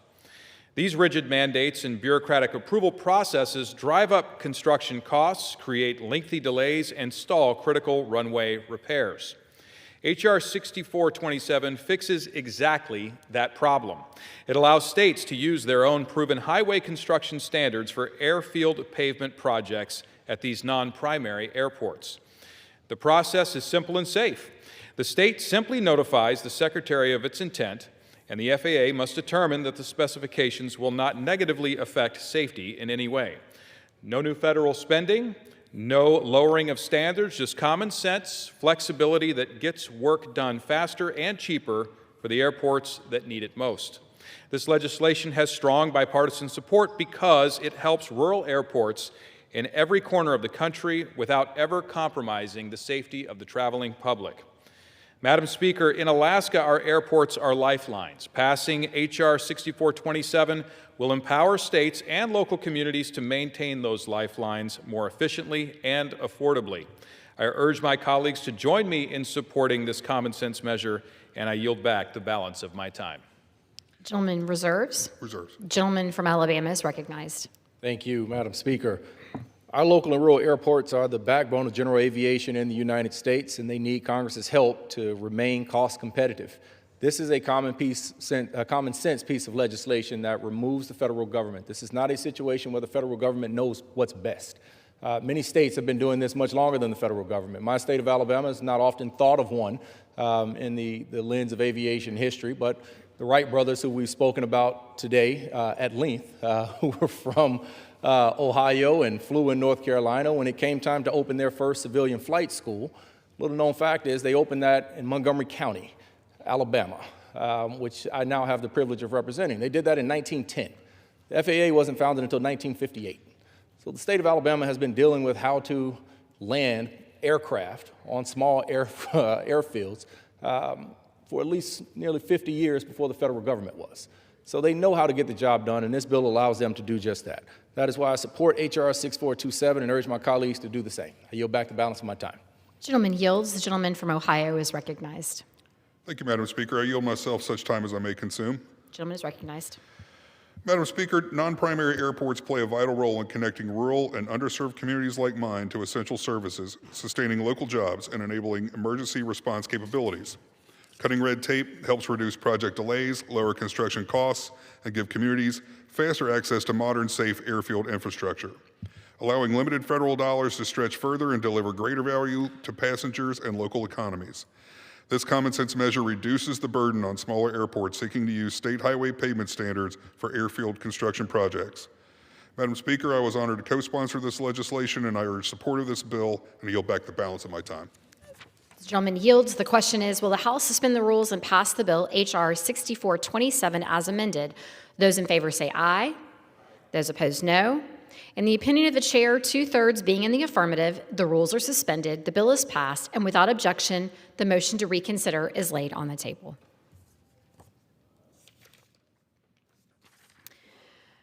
For what purpose does the gentleman from Ohio seek recognition? Thank you, Madam Speaker. I move to suspend the rules and pass H.R. 6460. The clerk will report the title of the bill. Union Calendar Number 472, H.R. 6460, A bill to amend Title 49 United States Code to clarify exceptions for limited recreational operations of unmanned aircraft and for other purposes. Pursuant to the rule, the gentleman from Ohio, Mr. Taylor, and the gentleman from Alabama, Mr. Figures, will each control 20 minutes. The chair recognizes the gentleman from Ohio. Thank you, Madam Speaker. I ask unanimous consent that members have 5 legislative days in which to revise and extend the remarks and insert extraneous material into the record on H.R. 6460. Without objection. Thank you, Madam Speaker. I yield myself such time as I may consume. Gentleman is recognized. Madam Speaker, I'd like to start by thanking my colleague, Representative Mann, for his initiative and leadership on this issue. General aviation, including recreational drone operations, are the lifeblood of the American aviation ecosystem. As such, it's of the utmost importance that we protect their access to the sky. Section 928 of the FAA Reauthorization Act of 2024 established a novel process by which community-based organizations could seek administrative approval from the FAA to conduct recreational unmanned aircraft systems operations in controlled airspace from a fixed site. If approved, the community-based organization would then work with the appropriate air traffic control facility to establish mutually agreed upon operating procedures. Unfortunately, when it came to implementing the law, the FAA's interpretation was at odds with congressional intent, and that resulted in recreational UAS clubs being unable to legally fly in certain sectors of Class E airspace. H.R. 6460, the Recreational Drone Empowerment Act, represents a common sense solution to ensure community-based organizations can seek authorization from the FAA to operate legally in all types of Class E airspace as Congress intended. Madam Speaker, I urge support of this legislation and reserve the balance of my time. Gentleman reserves. The gentleman from Alabama is recognized. Thank you, Madam Speaker. I rise in support of H.R. 6460, bipartisan legislation introduced by Representative Mann and Representative Sharice Davids from Kansas. The FAA reports there are more than 370,000 registered recreational drones in the U.S.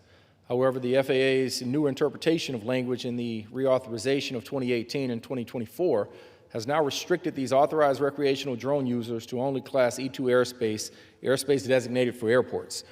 This restriction was not the intent of Congress and leaves many lawful drone users unable to frequent the spaces that they are used to flying in, and doing so safely. Without change, there will likely be significant confusion amongst recreational hobbyists, who are simply trying to do what they have always been allowed to do. The bipartisan H.R. 6460 makes a technical correction to the current statute, authorizing the FAA through its existing approval process to permit eligible recreational drone flights in certain E-class controlled airspace. To clarify, this bill would not automatically allow for recreational drone flights near airports or higher altitude operations in uncontrolled airspace.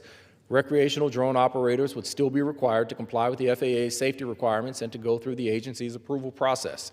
This bill will help reduce some confusion for recreational drone operators to ensure safety and clarifies the FAA's authorization process for these drone flights. I support this legislation and urge my colleagues to do the same. I reserve the balance of my time. Gentleman reserves. The gentleman from Ohio is recognized.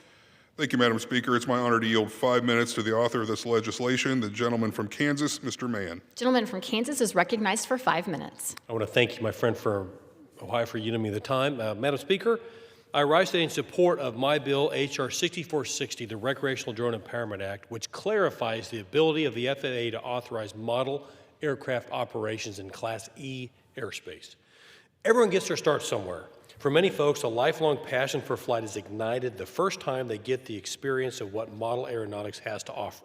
For some, that passion leads them to ultimately pursue long and successful careers in the aviation workforce. We must do whatever we can to foster a robust recreational operational environment where individuals of all ages can experience all that aviation has to offer. In 2018, Congress classified model aircraft as recreational UAS. That legislation spelled out what classes of airspace and under what conditions recreational UAS could fly. For 7 years, and on behalf of its 2,400 member clubs, of which 30 reside in the great state of Kansas, the Academy of Model Aeronautics has been collaborating with the FAA to attract the next generation of aviation professionals. Unfortunately, due to a misinterpretation of a provision of the FAA Reauthorization Act of 2024, many recreational clubs across the country found they were no longer able to legally fly in some sectors of Class E airspace. The Recreational Drone Empowerment Act allows model aircraft clubs to request permission from the FAA to operate in Class E2, E3, E4 and E5 airspace, as it does for all other classifications of airspace. This legislation does not require the FAA to grant such a request. It merely grants them the legal authority to approve such requests. I would like to thank Chairman Graves, Ranking Member Larson, and the members of the Transportation Infrastructure Committee for their support of my legislation that will give regulatory certainty to an important part of the aviation community and continues to encourage the next generation of aviators. Thank you. I urge my colleagues to support this legislation, and I yield back. Gentleman reserves. Gentleman from Alabama is recognized. Madam Speaker, thank you. Recreational drone use is a rapidly growing pastime here in America, and we must put in place sufficient guardrails for safety.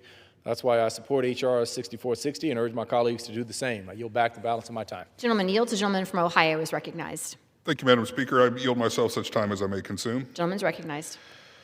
Madam Speaker, to reiterate, freedom of the skies is an inherently American ideal. This legislation does not require the FAA to approve every community-based organization request.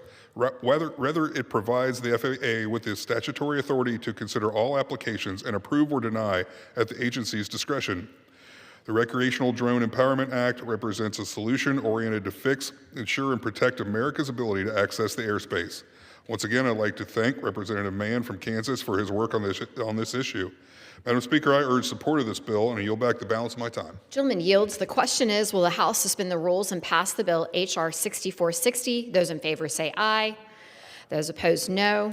In the opinion of the chair, 2/3 being in the affirmative, the rules are suspended, the bill is passed, and without objection, the motion to reconsider is laid on the table. For what purpose does the gentleman from Ohio seek recognition? Thank you, Madam Speaker. I move to suspend the rules and pass H.R. 2247 as amended. The clerk will report the title of the bill. Union Calendar Number 474, H.R. 2247. A bill to amend Title 49 United States Code to authorize the use of physical or digital copies of certain certificates for certain Federal Aviation Administration inspections and for other purposes. Pursuant to the rule, the gentleman from Ohio, Mr. Taylor, and the gentleman from Alabama, Mr. Figures, will each control 20 minutes. The chair recognizes the gentleman from Ohio. Thank you, Madam Speaker. I ask unanimous consent that members have 5 legislative days in which to revise and extend their remarks and insert extraneous material into the record on H.R. 2247. Without objection. Thank you, Madam Speaker. I yield myself such time as I may consume. Gentleman is recognized. Madam Speaker, H.R. 2247, the Airman Certificate Accessibility Act, is common sense legislation that would bring the Federal Aviation Administration into the digital age. In today's digital age, it's past time for the FAA to join the 21st century and allow digital options for airman certificates.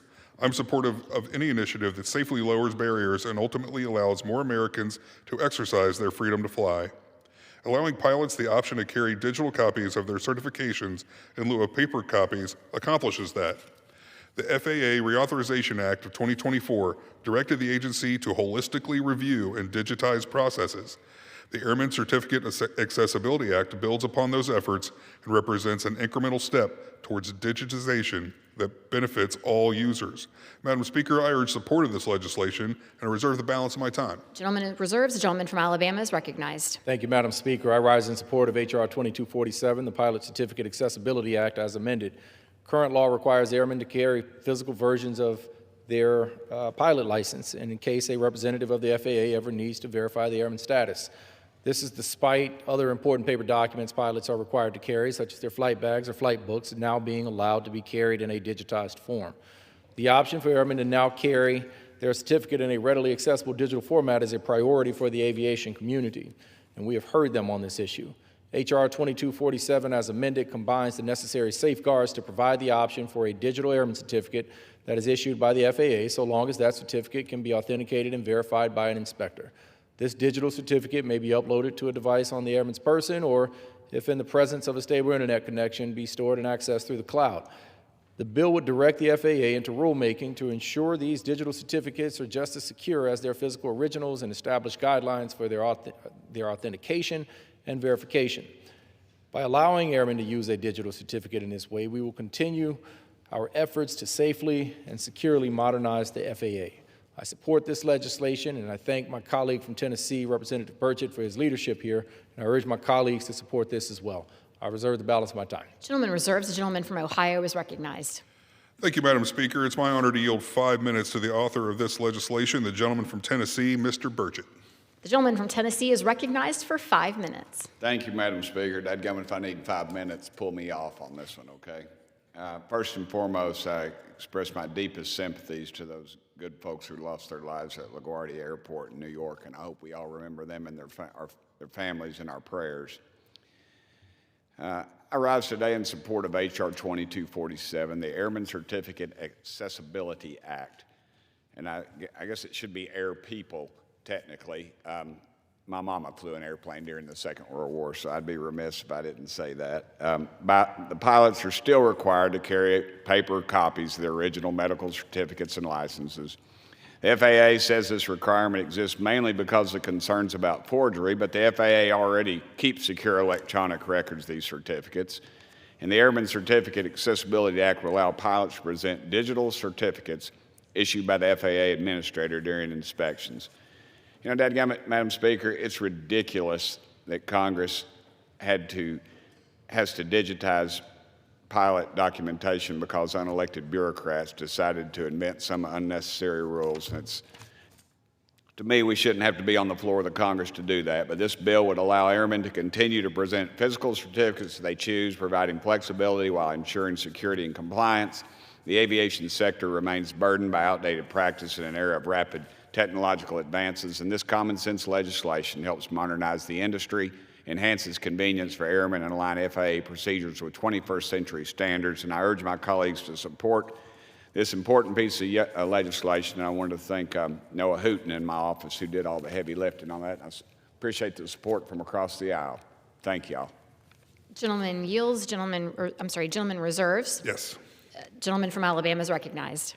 Thank you, Madam Speaker. I agree with my colleague from Tennessee. This should not take an act of Congress to do. But nevertheless, we are here and we have to do it. And so I appreciate his work on this issue and making sure that we can balance a long asked for convenience to our pilots with the necessary safeguards. That's why I support H.R. 2247 as amended and urge my colleagues to do the same. I yield back the balance of my time. Gentleman yields. The gentleman from Ohio is recognized. Thank you, Madam Speaker. I yield myself such time as I may consume. Recognized. Madam Speaker, in closing, I want to thank Representative Burchett again for his leadership in introducing this common sense legislation. For decades, pilots have been required to carry physical copies of their certificates, even as aviation has entered the digital age. Allowing pilots the option to carry digital certificates is a simple, safe, and practical step that reduces unnecessary barriers and makes it easier to exercise the freedom to fly. This legislation represents a reasonable incremental move toward fully digitized systems that benefit all users. Madam Speaker, I urge support of this bill and yield back the balance of my time. Gentleman yields. The question is, will the House suspend the rules and pass the bill H.R. 2247 as amended? Those in favor say aye. Those opposed, no. In the opinion of the chair, 2/3 being in the affirmative, the rules are suspended, the bill is passed, and without objection, the motion to reconsider is laid on the table. The gentleman from Ohio seek recognition. Thank you, Madam Speaker. I move to suspend the rules and pass H.R. 3410 as amended. Clerk will report the title of the bill. Union Calendar Number 473, H.R. 3410, a bill to allow for the operation of civil supersonic flight in the national airspace system under certain conditions and for the purposes. Pursuant to the rule, the gentleman from Ohio, Mr. Taylor, and the gentleman from Alabama, Mr. Figures, will each control 20 minutes. The chair recognizes the gentleman from Ohio. Thank you, Madam Speaker. I ask unanimous consent that members have 5 legislative days in which to revise and extend their remarks and insert extraneous material into the record on H.R. 3410. Without objection. Thank you, Madam Speaker. I yield myself such time as I may consume. Gentleman is recognized. Madam Speaker, H.R. 3410, the Supersonic Aviation Modernization Act, or the SAM Act, lays the preliminary framework for a return to civil supersonic aircraft operations in the United States. The SAM Act directs the Administrator of the Federal Aviation Administration to issue or revise current regulations that are outdated and, in some cases, to create an artificial speed limit that hampers American innovation. Despite these restrictions, engine technology has continued to mature and successfully demonstrate that it's feasible to conduct supersonic operations in the national airspace system without generating a sonic boom that reaches the ground. Furthermore, the SAM Act builds on key work done in the FAA Reauthorization Act of 2024 to usher in a new age of American innovation in the skies. President Trump's executive order entitled Leading the World in Supersonic Flight documented the importance of American leadership in this re-emerging sector of aviation. To that end, the time is now. Let's come together and support American business and innovation. Madam Speaker, I urge support for this legislation and reserve the balance of my time. The gentleman reserves. Gentleman from Alabama is recognized. Madam Speaker, thank you. I rise in support of H.R. 3410, the Supersonic Aviation Modernization Act as amended, bipartisan legislation introduced by Representative Nels and Representative Davids. One of the priorities of the Transportation and Infrastructure Committee, which I have the privilege of sitting on with my colleague from Ohio, Representative Taylor, one of our priorities is to look for new ways to help our constituents have a better flying experience, and supersonic flight is poised to be another paradigm shift in the aviation industry, especially if it can be done in ways that maintain safety and limit noise and sonic booms. However, currently, supersonic aircraft are prohibited from operating in the U.S. without a special authorization from the FAA. H.R. 3410, as amended, is the first step to eventually allowing Americans to safely travel across the country at almost half the time it takes now, providing more time for being productive or spending time with family and not on a plane. The bill would require FAA to revise current regulations to ensure supersonic aircraft could fly in the U.S. as long as these operations do not create a supersonic boom that reaches the ground. It would also help ensure these aircraft would not create noise levels any higher than traditional aircraft that are currently in operation. This bipartisan bill also calls for future updates to the standard by the FAA to ensure supersonic aircraft become even quieter in the future. Furthermore, the bill ensures that these noise standards are periodically reviewed and further updated to reflect the latest advances in aircraft technology. While Congress and the FAA should continue working to make supersonic flights more sustainable, I am greatly encouraged that the industry stakeholders are designing their supersonic aircraft to fly completely on sustainable aviation fuel. The potential benefits to consumers are promising.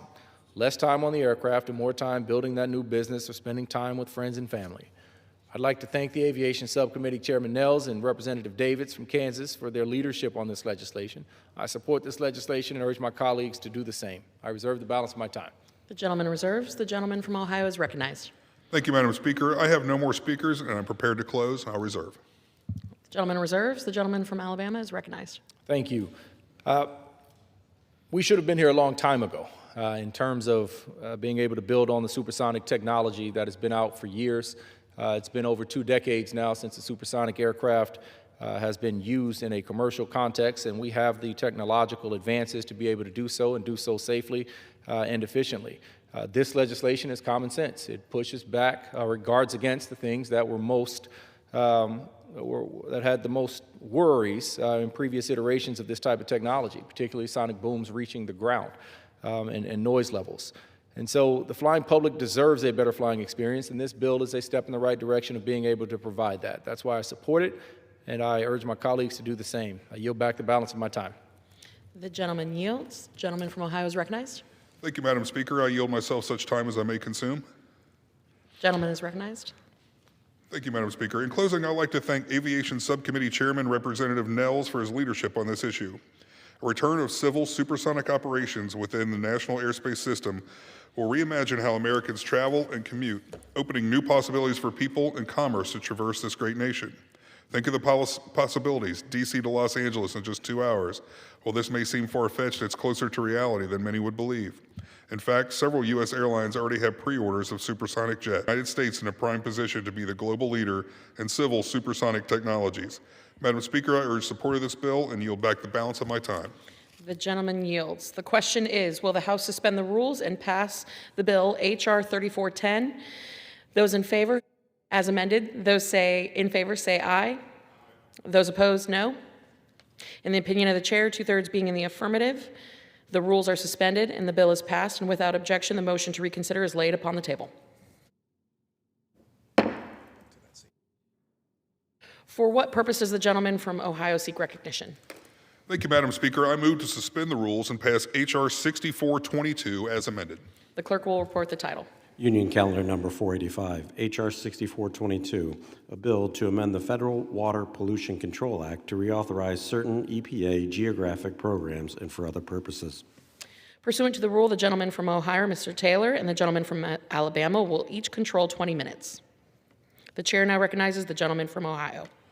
Thank you, Madam Speaker. I ask unanimous consent that members have 5 legislative days in which to revise and extend their remarks and insert extraneous material into the record on H.R. 6422 as amended. Without objection. Madam Speaker, I yield myself such time as I may consume. The gentleman is recognized. Thank you, Madam Speaker. H.R. 6422 as amended reauthorizes several longstanding EPA programs through fiscal year 2031, including the Great Lakes Restoration Initiative, the Long Island Sound Program, the Columbia River Basin Restoration Program, and National Estuary Program, and the Beach Act Program, among others. It also includes strong oversight provisions requiring the GAO to study the management, effectiveness, and ethical practices of these and additional EPA geographic programs and report back to Congress. Additionally, the programs included in H.R. 6422 have bipartisan support. This legislation includes the Estuaries Act, which would reauthorize the National Estuary Program that helps local communities protect important estuaries and improve water quality, and the Beach Act, which would reauthorize a program that helps local communities keep Americans recreating in coastal waters safe from diseases and pollution. I'm proud to say these bills were previously reported out of the Transportation and Infrastructure Committee with strong bipartisan support, and that H.R. 6422 was approved by voice vote. Madam Speaker, it is our constituents on the ground who know what is best for their communities, and reauthorizing these programs will continue to empower them to address water quality and pollution issues where they live, yielding better results for all Americans. I urge support of H.R. 6422 and reserve the balance of my time. The gentleman reserves. The gentleman from Alabama is recognized. Thank you, Madam Speaker. I yield myself as much time as I may consume. I rise in support of H.R. 6422, the American Water Stewardship Act as amended. This bipartisan bill that combines several standalone bills that all have broad support. I am proud to have sponsored the Estuaries Act, which reauthorizes the National Estuary Program and is included in Section 6 of this bill. The National Estuaries Program is an important resource supporting locally led efforts to restore and protect the environmental health of estuaries of national significance, one of which is in my district, in my hometown, the Mobile Bay National Estuary Program. H.R. 6422, as amended, reauthorizes several other EPA programs that have strong bipartisan support due to their proven success. The Great Lakes Restoration Initiative covers a wide geographic area and works to protect and restore the country's largest source of fresh water. Other programs include the Columbia River Basin Program, as well as the Beach Act, which Representative Pallone has championed for years. I would like to again recognize my Democratic committee colleagues, Representatives McDonald, Rivet, Skolton, Sykes, Gillen, Hoyle, Brownlee, Pappas, Huffman, Moulton, Poe, and Norton, it's a lot of us, for their leadership on this comprehensive package, and also my Republican colleagues as well. Reauthorizing each of these EPA programs will allow them the federal support they need to continue the comprehensive, complex work they do locally to restore and protect local aquatic ecosystems. The health of our water resources supports the health of our communities by providing flood protection, storing clean water, and supporting our water-based economies. I support the American Water Stewardship Act as amended and urge my colleagues to do the same. I reserve the balance of my time. The gentleman reserves. The gentleman from Ohio is recognized. Thank you, Madam Speaker. I'm honored to yield 5 minutes to the gentleman from Minnesota, Mr. Stauber. The gentleman is recognized. Thank you, Madam Speaker. My legislation, the American Water Stewardship Act, is a comprehensive package that brings together 6 standalone bills to reauthorize and strengthen key EPA water quality and ecosystem restoration programs. The package includes the Beach Act, introduced by Representatives David Joyce, Frank Pallone, David Rouser, and Amelia Sykes, which supports coastal water monitoring and helps local communities protect public health. It also reauthorizes the National Estuary Program, championed by Representatives Figures and Mast, that protects and restores the water quality of estuaries of national significance. The package also reauthorizes several geographic programs with strong track records, including the Long Island Sound Program, led by Representative Lolota, and the Columbia River Basin Restoration Program, led by Representative Hoyle.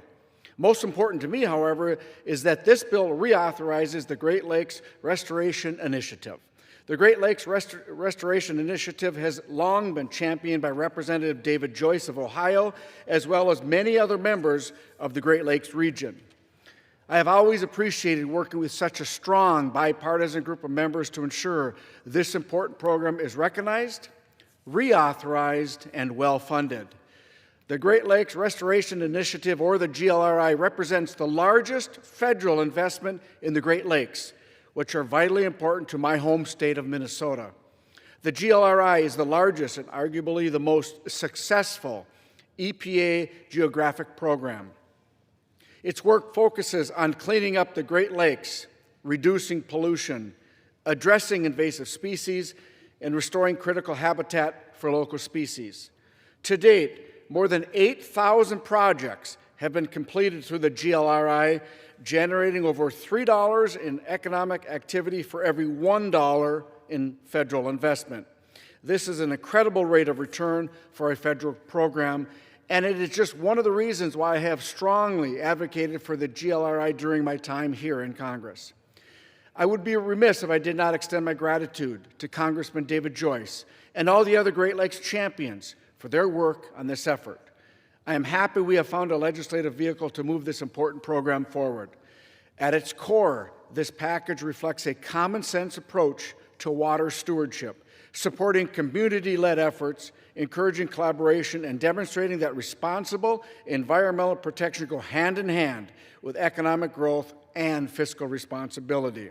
I urge my colleagues to support this package, and I yield back.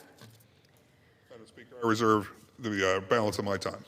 The gentleman reserves. The gentleman from Alabama is recognized. Thank you, Madam Speaker. To date, the National Estuary Program covers 28 unique coastal habitats nationwide, and with passage of this would add another one. The Columbia River Basin is one of our largest watersheds. The Great Lakes are the largest system of fresh surface water in the world. The Long Island Sound provides benefits to millions of residents in New York and Connecticut and habitat to more than 1,200 invertebrates, 170 species of fish, and dozens of species of migratory birds. These water bodies are worth protecting, and there is major economic and recreational and human health benefits to restoring them all. Further, as the weather warms up, I know we are all looking forward to visiting our favorite beaches and coastal areas, which means we need to know that our coastal waters are safe from contaminants. This bill pulls together reauthorizations for 5 critical programs, all of which are broadly supported by members on both sides of the aisle. The bill provides these programs with 5 additional years of flat funding and also ensures the GAO evaluates the continued success of each of EPA's geographic programs. The American Water Stewardship Act is just that, thoughtful stewardship of our most critical water resources, and I support this bill as amended and urge my colleagues to do the same. I yield back. The gentleman yields. The gentleman from Ohio is recognized. Madam Speaker, I yield myself such time as I may consume. The gentleman is recognized.